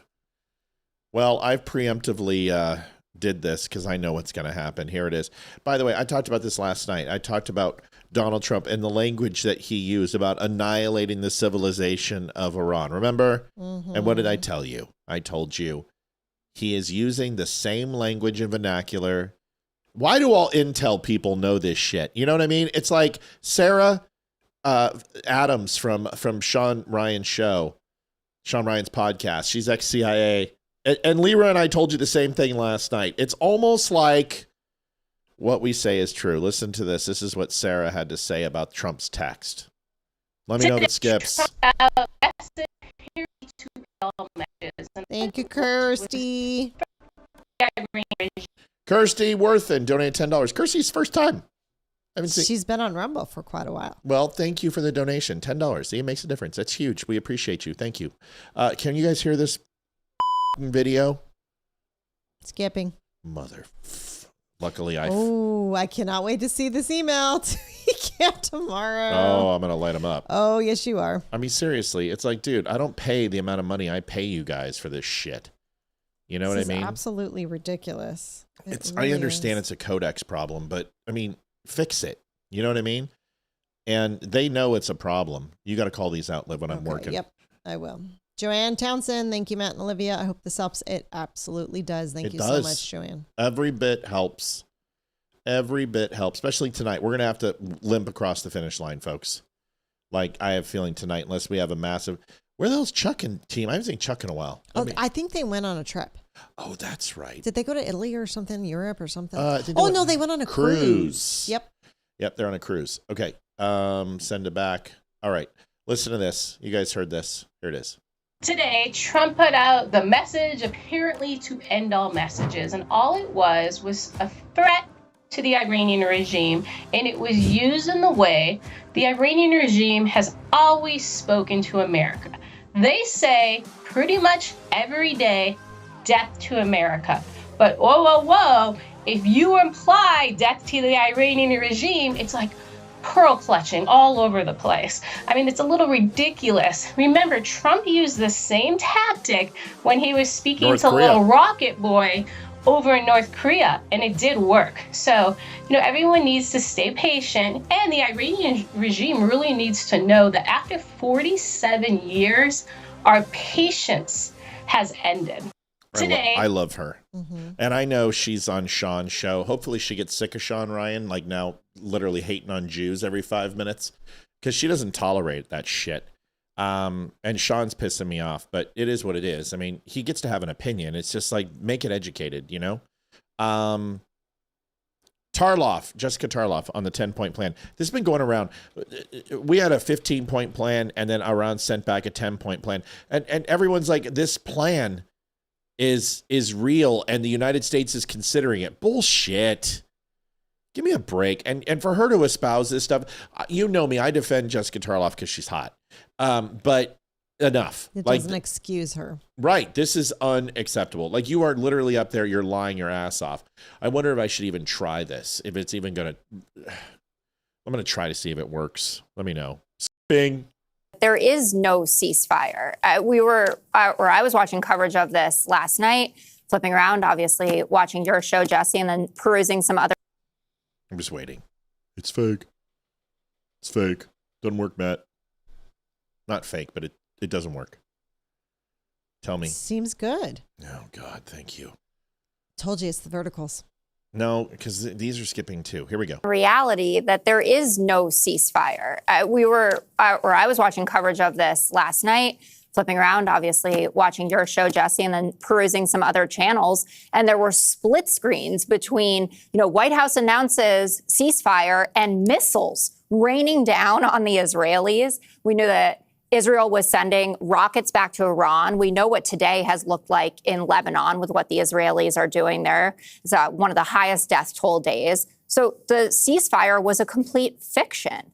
And what J.D. Vance is saying, and the White House now, Caroline Leavitt, that those 10 points were completely unacceptable, that's only because some of the biggest boosters of the administration came out and said, are you kidding me? Look at what you're agreeing to. Like Mark Levin, who has obviously been very close to this process. He took, what Fox and Friends had put up this morning and said this 10 points are a disaster. Last night, Larry Kudlow asked on social media, is this what we want? I mean, the deal, the 10 points that they sent in response to our 15 points allow them, as Dana said, to control the Strait of Hormuz and to decide what they charge. So that could be $2 million per tanker, and they split that with the Omanis, or then the FT reported this morning a proposal to do $1. Yeah, okay, shut up. Tarloff, why do you got to be so hot? I would strong. Jeez. If she was ugly, it'd be so much easier to hate her. Here is Caroline Leavitt blowing this up in 20 seconds. It's bullshit. Here it is. I would strongly advise the media. You're not going to see a video. It's only going to be sound. Against running with. I don't have the energy to load another video. Not after. No.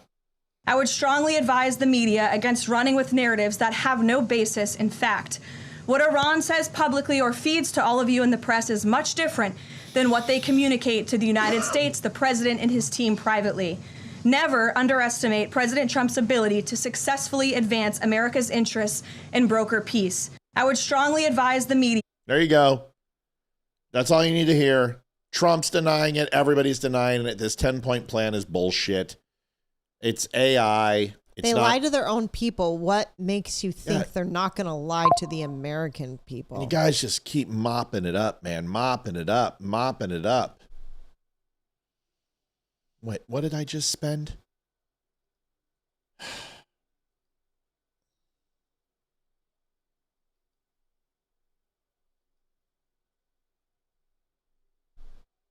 Oh, I know what that is. Is that for your computer? Yeah, it's our computer cleanup thing. I already did this, though. Please have me look at that, please. Okay.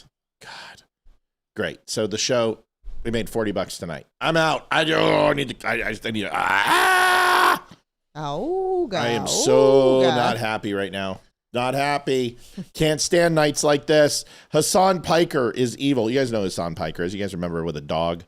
The guy who electrified his dog to sit in place behind him on his podcast for 3.5 hours, this horrible douche plow. Yeah, here it is. Tell me if it works or not.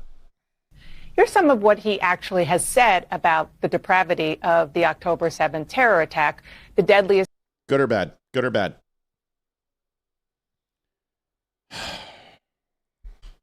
When my model was screwed up, I knew it. When I screwed up my engines to my model, I should have just pulled the plug tonight and just said, you know what, need a break. I knew it. It's those full moon nights. It just happens. Day for the Jewish people since the Holocaust. Quote, it doesn't matter if effing rapes happened on October 7th. Like, that doesn't change the dynamic for me. The Palestinian resistance is not perfect. Now, let that sink in. Hassan Piker is excusing sexual violence by Hamas terrorists. He also claims Hamas is, quote, 1,000 times better than Israel. Hamas is a designated terror organization, not just by the U.S., but by the EU, Canada, Australia, New Zealand, just to name a few.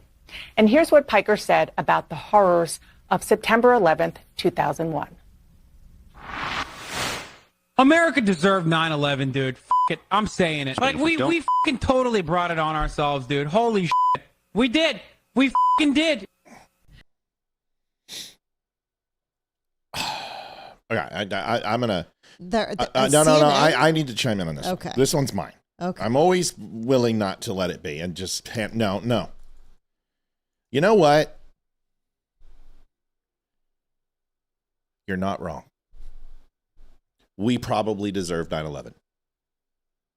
That's a fair statement to make. It really is. It's completely shatters the Overton window. It completely destroys, in good conscience, being a patriot and being an American. But it's at least, I didn't say it's right. You can say it. And there's an argument to be made there where you have to consider what the United States did, how many people were killed in the Middle East, 1 million people, the absolute decimation of Baghdad, the decimation of Iraq, the power vacuum that was created, the abandonment of the Mujahideen, the funding of the Afghanis, the abandonment of the Kurds, yes. It created a completely unstable, impossible power vacuum that we left the will to finish in Iraq 1 that created 9/11. Now, does that mean that those people deserve to die? Of fucking course not. Do I go, oh, you know what? That's tit for tat. Let's go. No, that's not what I'm saying. What I'm saying is you can make the argument that what happened in Iraq 1 and the way that we treated the Middle East with the proxies and the bombings and the indiscriminate killing, which it was, that it created an enemy for the United States. You can make the same argument, about Japan because of the trade embargoes we put on them and the restrictions on oil that we put on them that lessen them and weaken them against countries like China, that they were going to literally run out of energy and would be vulnerable. And they forced expansionism, which they attacked not just the United States, but 16 other countries on the same day. And Japan expanded its entire footprint times 10 on the same day.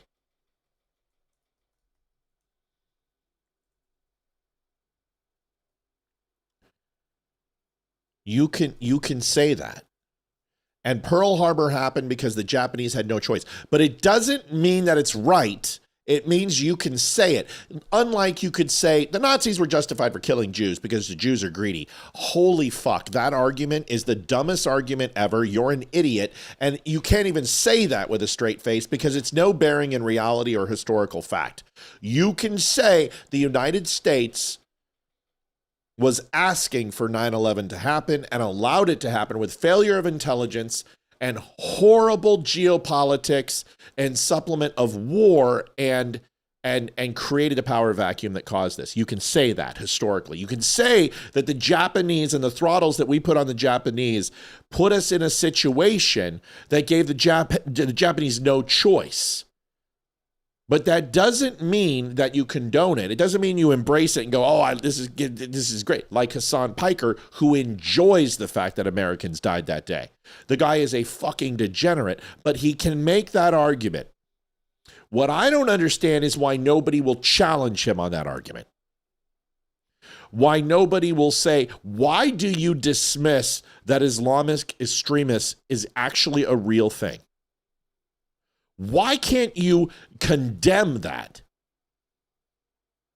Why can you not see the difference between flying an aircraft full of people into two buildings that were targets from multiple organizations before Iraq took place? Because of the power vacuum of the CIA abandoning the Mujahideen and abandoning Al-Qaeda forces, which did not warrant the attack on the United States. Why can't you understand that there were multiple escalations that took place that led us into the Iraq War, and you seem to ignore the 330,000 civilians that Saddam Hussein gassed and killed? That was destabilizing the Middle East, drawing Saudi Arabia into another war, drawing Iraq into another war. That was destabilizing the Middle East, not just in the context of the countries within that area, but also impacting Europe, impacting the United States, the global trade market, Russia and China, and everywhere else based upon that instability was no longer contained to just the Middle East, what was becoming a global problem with the amount of immigrants going into Europe, with the amount of terrorist attacks that were taking place all over the world that made the 70s and the 80s look like Disneyland. Why can't we talk about that? So what I don't understand is why people allow this guy off the hook. You can say that. You can take that opinion. It doesn't mean it's right. But for people to say he's evil because he says that, no, it's very similar to what Bill Maher said about Iraq. The Dixie Chicks, what they said about Iraq. I don't have to agree with it, but they don't deserve to be canceled for it. Bill Maher did not deserve to be fired from ABC based on what he said on the troops. The Dixie Chicks had no right to be canceled because of what they said about the Iraq War. None of these people deserve to be canceled because of it. This guy is a fucking jihadist. This guy has an absolute platform of millions of people. Look at her. She's just beating up the cat. Ash, what are you doing? Leave her alone. No, don't give me that. She's in your bed. Either sleep with her or you wait until she's out. Don't give me that. Now, come here. Yeah. Hello. Daddy had to raise his voice at the puppy. That doesn't happen very often. Are you okay now? Can you stop biting the cat? She just wants to sleep. Now go lay down on mommy's side. Leave the kitty alone. No, don't hurt kitty. No, don't give me that look. Don't sneak over there like I'm not watching you. Don't do it. Lay down. Ashala, lay down. Don't hurt the kitty. Okay. So my point, and pardon the language, but Piker is a person. Okay. I'm going to wrap this up here real quick. If you live in the United States of America and you specifically call for people to be killed by terrorists, you are a threat to this country. You are an enemy combatant. That's it. That's not free speech. This guy called for healthcare CEOs and healthcare professionals to be killed. It's not okay.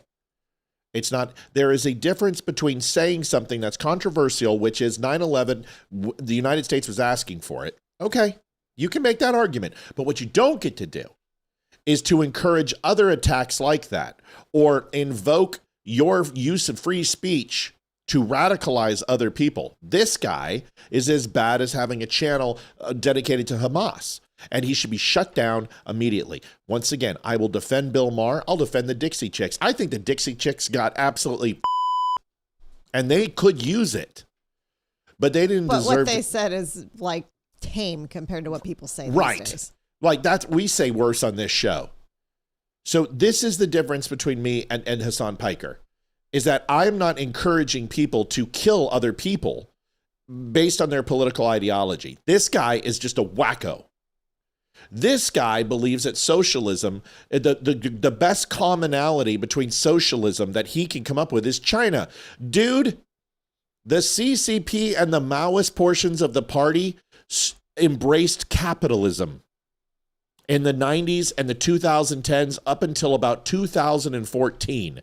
Then the CCP took over and stopped embracing capitalism. Where do you think China got all of its money? They started paying farmers for overproducing crops. They started paying manufacturing plants instead of having to melt down and destroy whatever product they created in over in abundance. You deserved it. And you do. If she's going to put out your eye, and I'm watching you, and that cat's going to mess you up, and you're going to lose.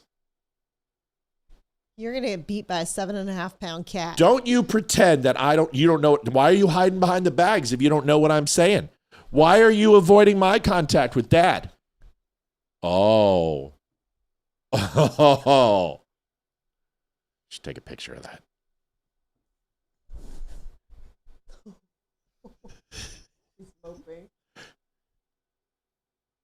That cat is going to whoop your ass.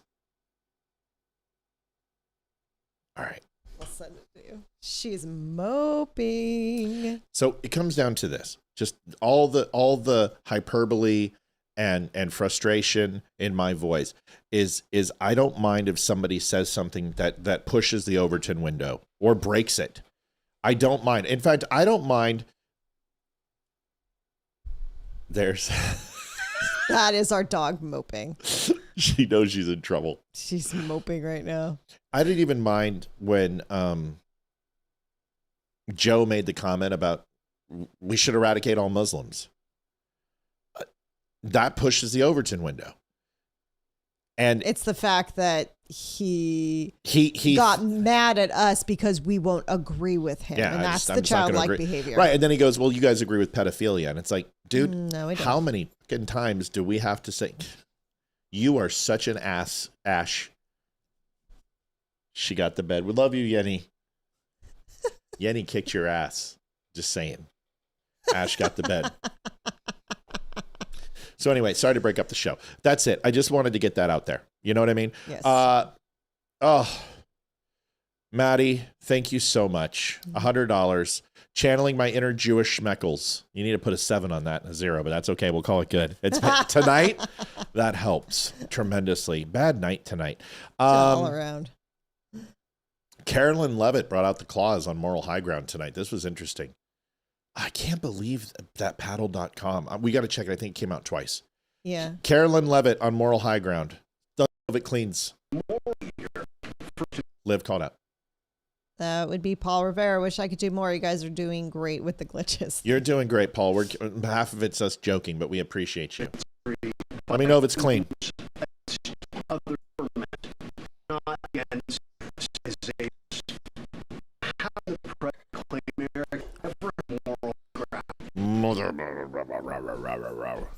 Okay, you need to go calm down. And then she just gets up. She kicks the cat out, sits down for 2 minutes, and gets up. And this leaves. Cat or this dog is just so incredibly crazy.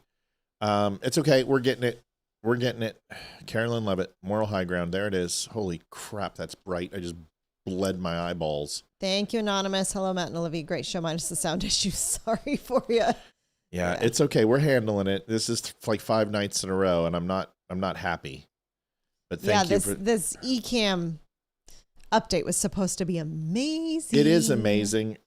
I'm not so negative. It's amazing on what it's trying to do. It's just not working. Here is Carolyn Levitt. The U.S. has been a moral leader for most of its history by fighting wars against other governments, not against civilizations. How can the president claim that America can ever have the moral high ground if he's threatening to destroy civilizations and not casting wars as fights against other governments?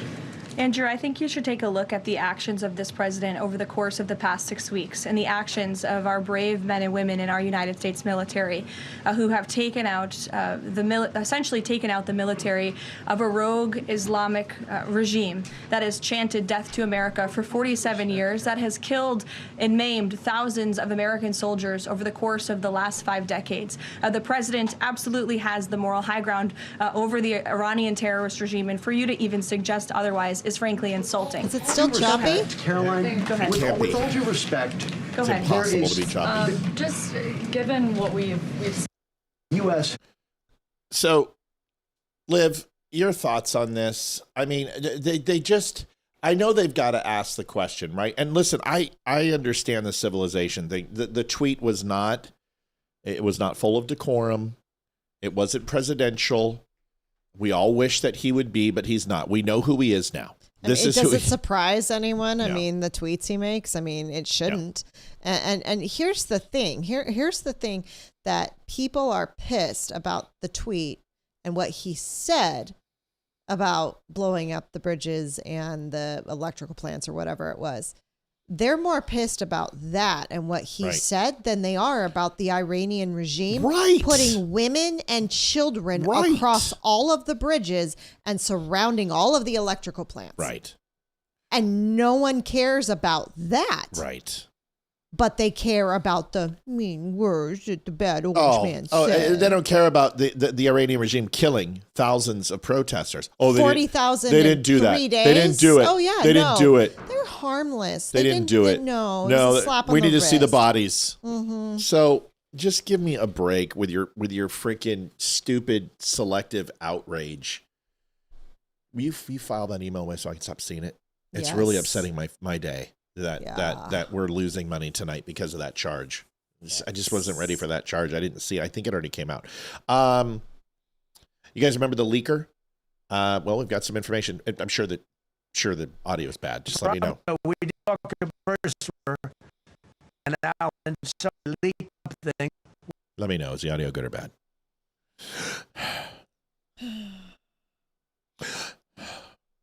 Breathing.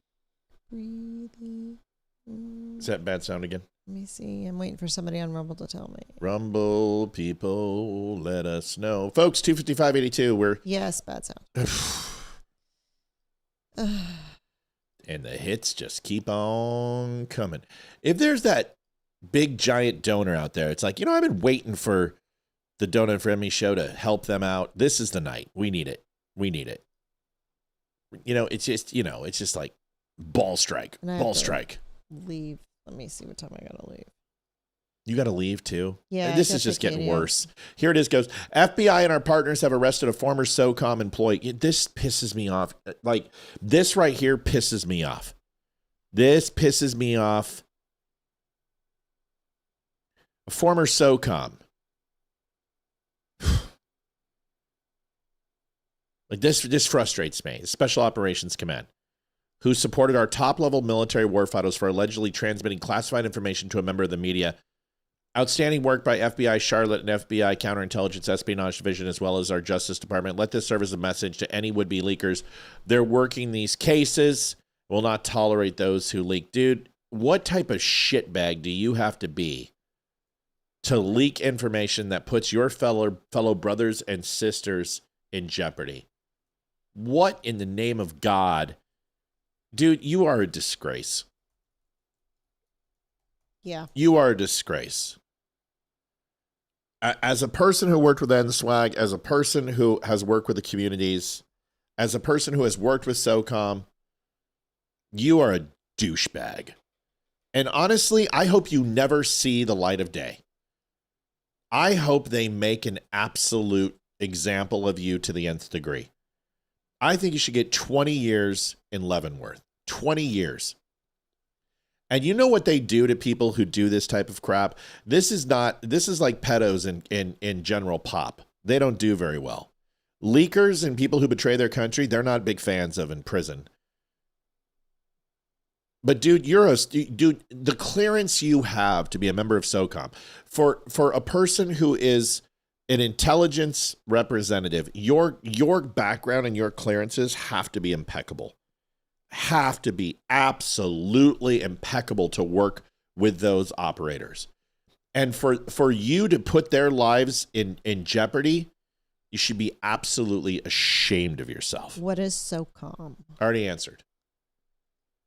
Special Operations Command. It was somebody asking. So I already answered. Kimberly, go ahead and read that one. Kimberly Jurgemeyer, when asked chat, Germany 40% men to US and Canada's 10% pee while sitting down. It's a growing trend for reasons of hygiene and comfort. No, don't give me this shit. No, I don't want to hear about it. How many of them get their dicks stuck between the toilet seat and the toilet? The what's SOCOM question has been answered. It's right there. Oh, I didn't write I'm sorry. See, I'm so tired. I said what's SOCOM versus telling you what SOCOM definition is and actually typing in the definition. It's one of those. What's SOCOM? SOCOM thing is so, and it's calm. It's retard alert. It's very special.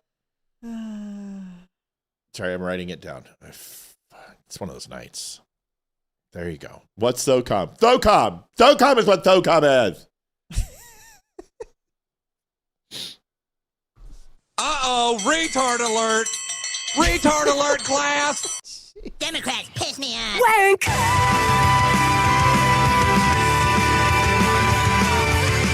Oh.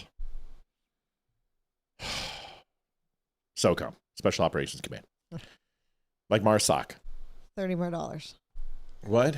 $30 more. It's actually $94 some odd to break even after what we just had from MacPaw hit us in the fucking nuts. This is good. This is something I didn't know. Just tell me this works. Tell me it works. I was Zelensky had that he sent private soldiers to prime. Tell me this works. Please tell me this works. Please just say, Matt, it works. Bad sound. No. Is that true? Ugh. What would I do for a Klondike bar? I'm sending this to Ecam. I'm like, watch this. This is what you guys have done to me. This is the shit that I've got to put up with on this show. This just absolute abysmal performance by Ecam tonight. All right, here it is. This is good. Listen to this. This is really important. I will tell you this. If JD Vance, would I pee sitting down to hit goal tonight? No, but if we overdrive goal to make up for what happened with MacPaw, then yes, I will pee sitting down. I'll even video it and I'll send it to somebody. All right, but this is really good because if JD Vance, if he becomes the president, Ukraine is completely. The first thing that JD Vance does is pull all funding from Zelensky. He hates Zelensky. You guys remember that a year ago when Zelensky came into the White House and he just completely dressed him down and just embarrassed his ass? He doesn't like Zelensky. Listen to this. I wasn't even aware that Zelensky had said that he was going to send private soldiers to the prime minister's residence until yesterday. Victor actually told me that, and then I went and looked it up. Almost couldn't believe it's true, but it's true. It's completely scandalous. You should never have a foreign head of government or a foreign head of state threatening the head of government of an allied nation. It's preposterous. It's unacceptable. And what I find so interesting about, there's a lot of conversation about foreign influence in our elections. So you saw this back in 2016, where a lot of the American media said that it was a true scandal that the Russian government bought like $500,000 of Facebook advertisements during the 2016 campaign. And for what it's worth, I don't want Russia involved in our elections in the same way that I'm sure you don't want any other country involved in your elections. I've also been told that the Vice President of the United States coming and saying that Viktor Orban is doing a good job and is a helpful statesman to the cause of peace, that's foreign influence. But what's not foreign influence is when the European Union threatens billions of dollars withheld from Hungary because you guys protect your borders. That's apparently not foreign influence. What's not foreign influence is when the Ukrainians shut down pipelines, causing suffering among the Hungarian people in an effort to influence an election. That's allegedly not foreign influence. It doesn't pass the smell test. I don't like Russia. I don't like Ukraine. It's not mutually exclusive, folks. I don't have to love one or love the other. I just don't like either of them. I think Zelensky's a little twat. And I've said that forever. And I think Putin's a twat. Honestly, if they both went the way of the dodo, I don't think I would cry. 2 rockets in the night took out Putin and Zelensky. Damn. I don't care. I think Zelensky is a corrupt little douche nozzle. So I've said that a long time. But I've also logically stated why Ukraine's claim is valid for independence from Russia, and also that Russia's claim that it's a part of Russia is also valid, and Putin has his reasons. That is the one area that they cannot cover that border. They don't have the money, they don't have the resources, they don't have the military strength to do that. It puts them in a very susceptible position against NATO. I understand Putin's bitch about it. If all of a sudden from Vancouver all the way to Halifax, they decided to go ahead and make those enemy combatants of the United States and then made Montreal the only area that wasn't, and then they wanted to have Montreal join the band of countries against the U.S. from our northern border, I think we would probably be a little bit upset too. I mean, can we have some realism here? But JD Vance does not like him.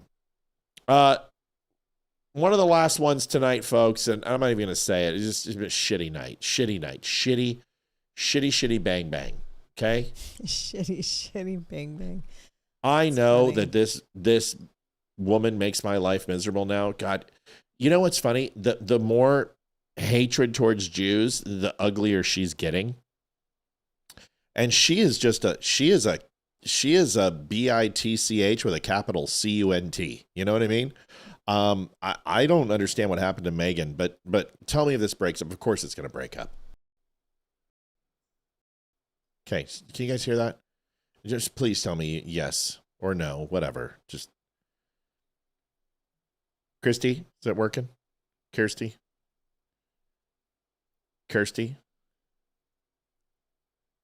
No sound. No sound. Okay, good. Okay. You know what? I've grown accustomed to this.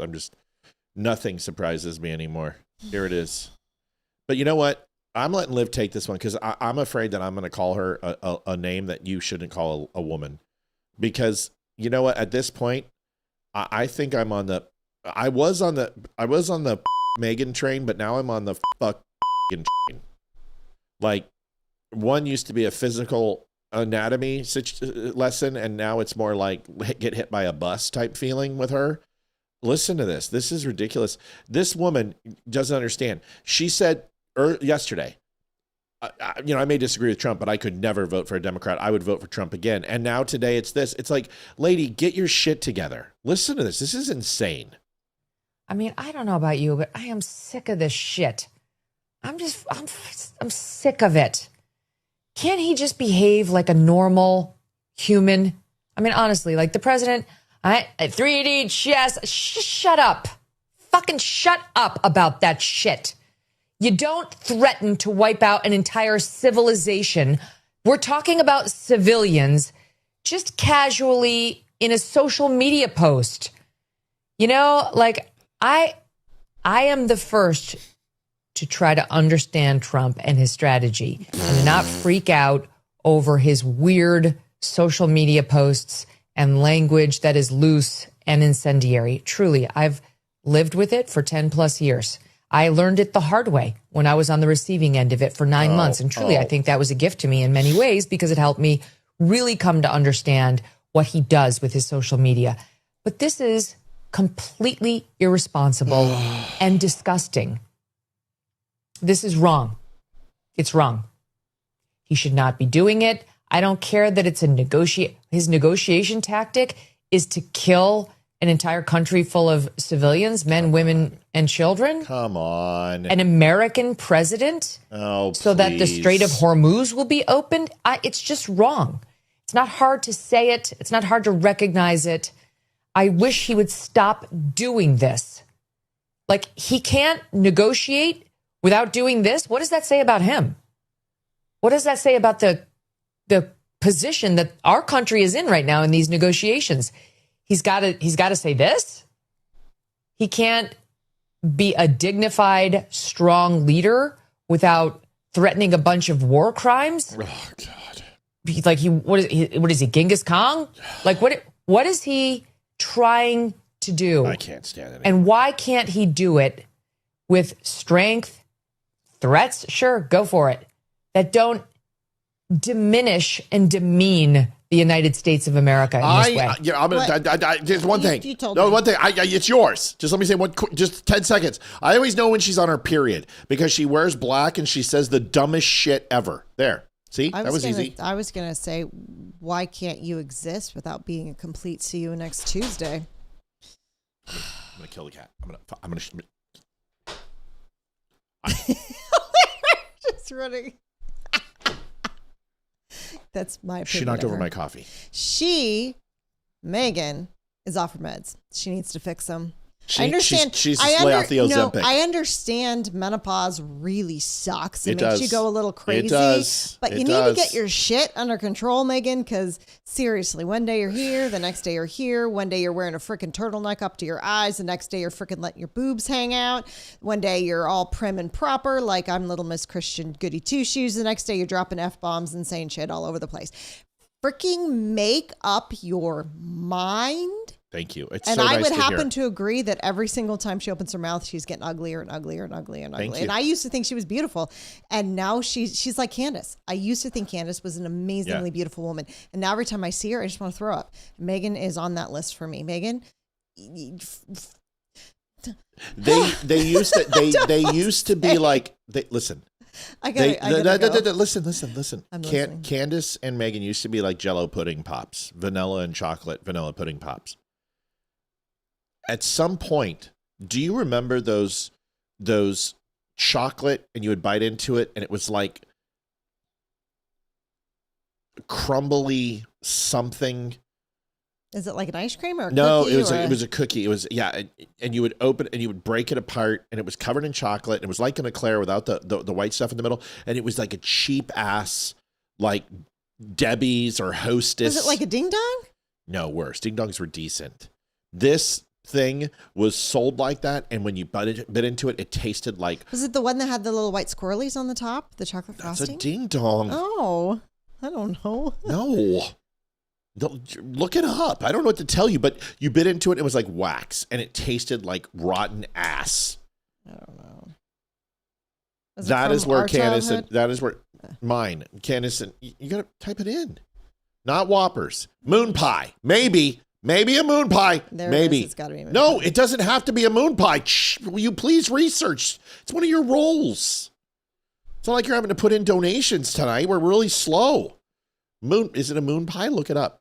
I'm kidding, by the way. Anyway, don't talk to your wife like that. We're joking. We're messing around. This is foreplay. We're going to have aggressive sex later.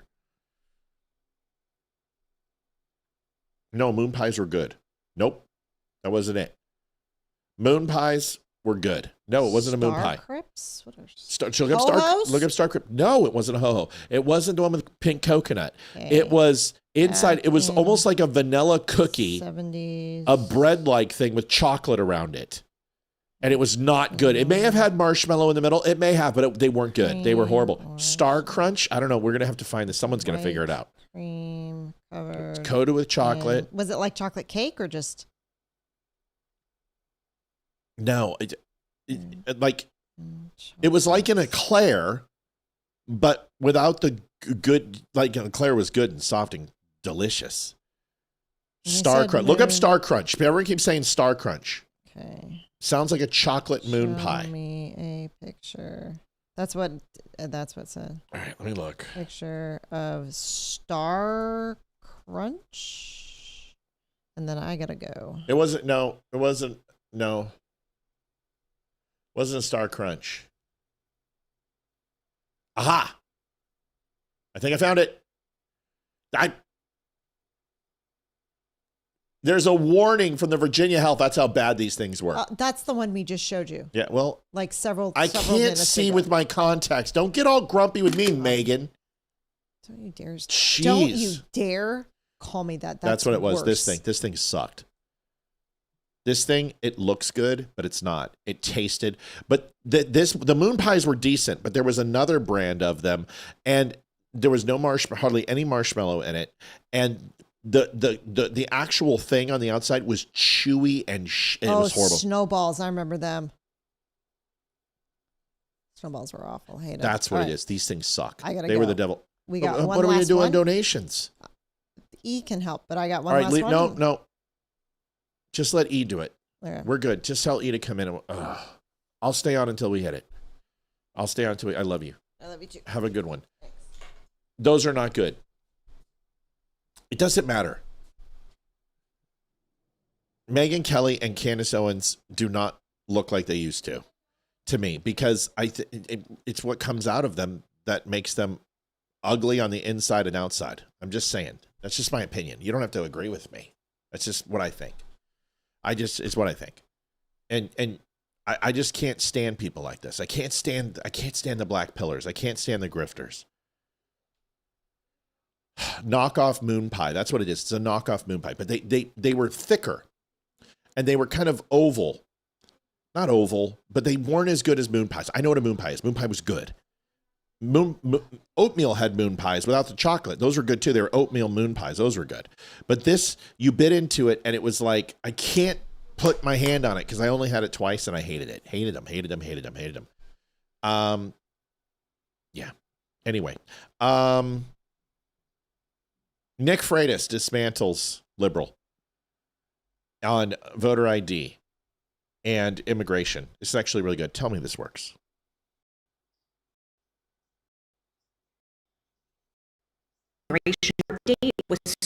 You can get double and triple decker moon pies. Maybe that's what it was. It was a triple. And it was too much. I don't know. I don't like the way it tasted. I don't care. It doesn't matter. Guys, think of something that was chocolate and vanilla that you hated and apply that logic to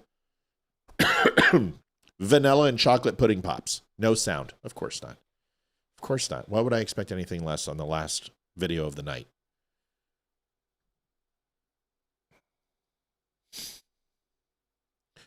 I work hard for my money. So hard for. If there's anybody out there who wants to contract a show for not a lot of money, we're available and we're ready for you.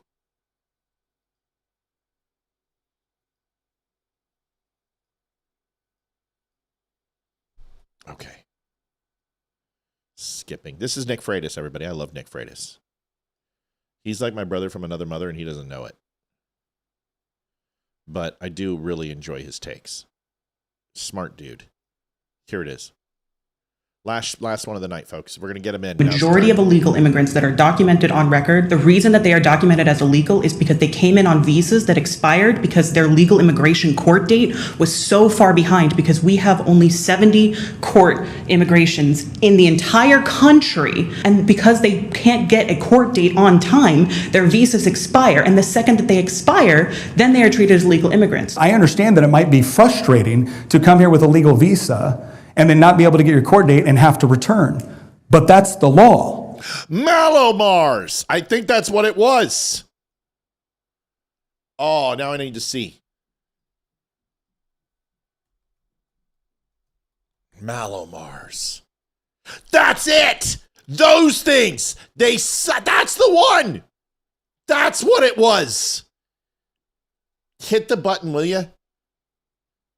Malomars. That's it. That's the one. There it is. Those things sucked. And it was that little cookie. Whatever that thing is, it tasted like shit. Thank you, buddy. Who is it? Mel. Thank you, Mel. Donated $51.99. Thank you, Mel. We love you, sweets. That's it. Malomars. Yes. That's the one. And it was so chewy that it just like it stuck in your teeth. And then that cookie thing, whatever it was, it didn't taste good. It was like, I don't know what it was. That shit sucked. What was the Malomar cookie? Yes, that's the one. That's the one. Yes, yes, yes. Thank you. Thank you, Karen. Yes, that thing.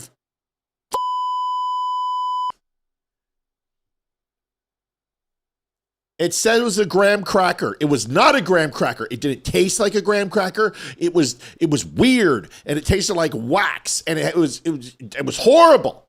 It was not a graham cracker. Graham cracker would have been good. This thing tasted like, oh my God, what did it taste like? It was not a graham cracker. It wasn't crunchy. It didn't taste like a graham cracker. It didn't have that amazing graham cracker taste. It tasted like earwax. That's the best thing I can tell you. Like, oh. No, I don't want a package of Malomars. Waxy. That's right. It tastes like earwax. And it was tasteless, and it was gross. It was gross. It was disgusting. They changed the name after that. That'd be funny if Malomars. Isn't that funny? Malomar says, we're going to pay you $1 million a year if you sponsor. I'll be like, $1 million? Oh, maybe. Yes, cardboard covered in wax. It says graham cracker cookies. It's a lie because you bit into it, and the marshmallow wasn't marshmallow. It was like tough. It was hard. Marshmallow's good, and it's chewy and sugar. This tasted like, like if you were to chew a balloon. That's what the marshmallow tastes like. And the chocolate didn't melt in your mouth. It was so waxy that you bit into it, and the chocolate would not melt. Yeah. The chocolate would not melt. And you would try, you try to get some heat going on, moving it around. No one would melt. You drink something and it would not melt. The whole thing, you dip it in milk, nothing. It was shit. Malomars are horrible. Thank you. Thank you, Karen, for aligning with my inner Malomar bar. I don't think there's a person on the planet who likes them. I don't believe there is anyone on the planet who likes them. They are the devil. They are the worst. In fact, I'm done. I'm calling it a night. I'm done. I'm done. That's it. That's all I need to do tonight. That's it. Malomar bars suck. Peeps are the worst too. Those are horrible. Yes, I agree. Folks, we made it across the finish line. That was a tough night. Good show, tough night. So what I'm going to do is yes, they left the mouth waxy. That is the best way to say it.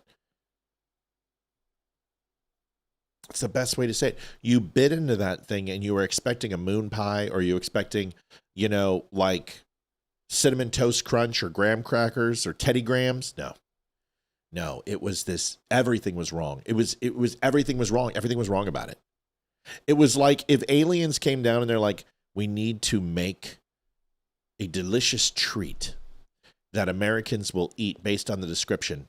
We're going to do our best rendition of it, but we don't have taste buds. So we're just going to we're going to throw some things together. And it came out the Mallow bar. That thing was horrible. Candy corn. Yep.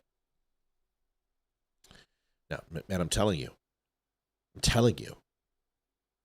Mallow bars. Even like people liked Peeps. Okay. That's fine. Candy corn. Fine. People liked like the Swedish fish. Okay, I can understand you don't like it, but the Mallow bars, nobody liked them. They were Satan. If Satan developed a cookie, that's what Mallow bars are. Mallow wars, whatever they are. Did your videos go viral? Yeah, all three of them. Look at this. Can you believe that? Look at that number. We got 3,322 followers today. That's viral. Yeah, it went viral. I don't even know where we're at. If it's still growing, the system might be broken. Nope, 403. I think it's slowed down. Let me check.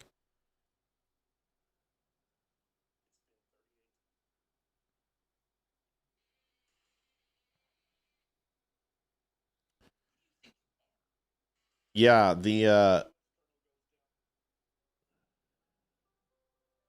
multiple videos are crushing it right now. Multiple videos are crushing. The Trump piano one is at 2 million views. And the Lego one is doing really well. That one it's flattening though. About 200,000 it flattened. So we're going to need a big share on it. All right, I got to get out of here. I got to go. Just a shitty night. And nothing to do with y'all. I actually had a lot of fun. A lot of it was joking. Appreciate getting the goal. Goal too hard to get to gold tonight, but I'm glad we hit it. We're going to have a great night tomorrow. It's going to be Leroy and I are going to be in the house. I want to thank Scott Lloyd for coming by. That was amazing. Thank you guys for hanging out with us. Thanks for spending some time with us. I hope you enjoyed the show tonight. Although it was a struggle. Videos tomorrow, I'm going to code them differently, and we're going to stop this shit. I hope they get an update out soon. I'm going to send a scathing email. But I appreciate you guys for everything you do. Stop by the show, pick up some coffee, pick up a shirt, pick up a hat, whatever you want to do. You guys have an amazing night. Thanks for being fun with us tonight. We had a lot of good times, and we appreciate you. Talk to you soon. Circus peanuts. Yes, those sucked. Those were just as bad. And they had that orange, and you bit into them. Those were crap, too. They had a weird taste. Those sucked, too. I'm with you. We're right here. Steven, we're right here. You guys, you're naming all the crappy stuff. You know what was the greatest thing in the world? Were the wax sodas, the Coca-Colas, and inside was the juice, and you bit off the top of wax, and then you drank it. But then what you would do is you're like, that was really good. So the next one, you wanted it to last longer, so you would just put the whole thing in your mouth and chew the wax, and it was good for like 10 seconds, and then it was like, oh, this sucks. Yeah. Spanish peanuts and candy corns together? That's sacrilege. It's weird. It's weird. Surely it's weird. I love you, but that's weird. Those, really? Candy corn? We get those little bags of candy corn from people. They would tie them in a little cellophane bag and put a string on them, and they would give those to us. And we'd take them and we'd throw them at each other as hard as we could. Those things hurt like a son of a gun. Mike and Ike pulled your teeth out? Yes, so did Abba Zabbas. Abba Zabbas. Yeah, snow caps and popcorn, those are good. Yep. Yep, really buttery and salty popcorn. Yep. We used to put Tabasco. We get butter, a little bit of Lowry's, a little bit of garlic, and a couple shakes of Tabasco, and then put it in and shake the bag. Oh, yeah, it's good. Good stuff. It's awesome. Try it. No, I will not. I don't eat candy. I don't eat that stuff. I got to keep my girlish figure. Folks, I got to go. I got to get out of here. Love you guys. Talk to you tomorrow, Thursday, 7 o'clock. See ya. Adjusting transmitter output. This is the Don't Unfriend Me Show with your hosts, Matt, Leroy, Amy, and Olivia. Geopolitics, Bit of honey, yes, and election coverage. Lisa Parks, Bit of honey on all major social media channels. Bit of honey pulls your teeth out too, but those were so good. Oh, I loved Bit of honeys, but Abba Zabbas were the best, weren't they? But those, like, if you had a filling, forget about it. You didn't have a filling afterwards. Abba Zabbas, they screwed you up. You guys remember those? They were white taffy, and they had peanut butter filling, and they looked like a cab company. They had checkered black and white and Abba Zabbas, but Bit of honeys were so good. And what was great about the Bit of honeys, you sucked on them, and then you got all the peanuts, and you collected those. You got all that gooey caramel nougat out of there, and then you had the peanuts left over in the Bit of honey. Those were so good. Good call. Good call. Good call. All right, leave me alone. I gotta go. Stop it. Good night. Adjusting transmitter output. This is the Don't Unfriend Me Show with your hosts, Matt, Leroy, Amy, and Olivia. Geopolitics, military analysis, and election coverage. Diva puffs are what they're called now, Mel says. They're the devil. At The Dumb Show. The devil. That raspberry probably tastes like blood. Honest, direct, Unfiltered. We can agree, we can disagree. Just don't unfriend me.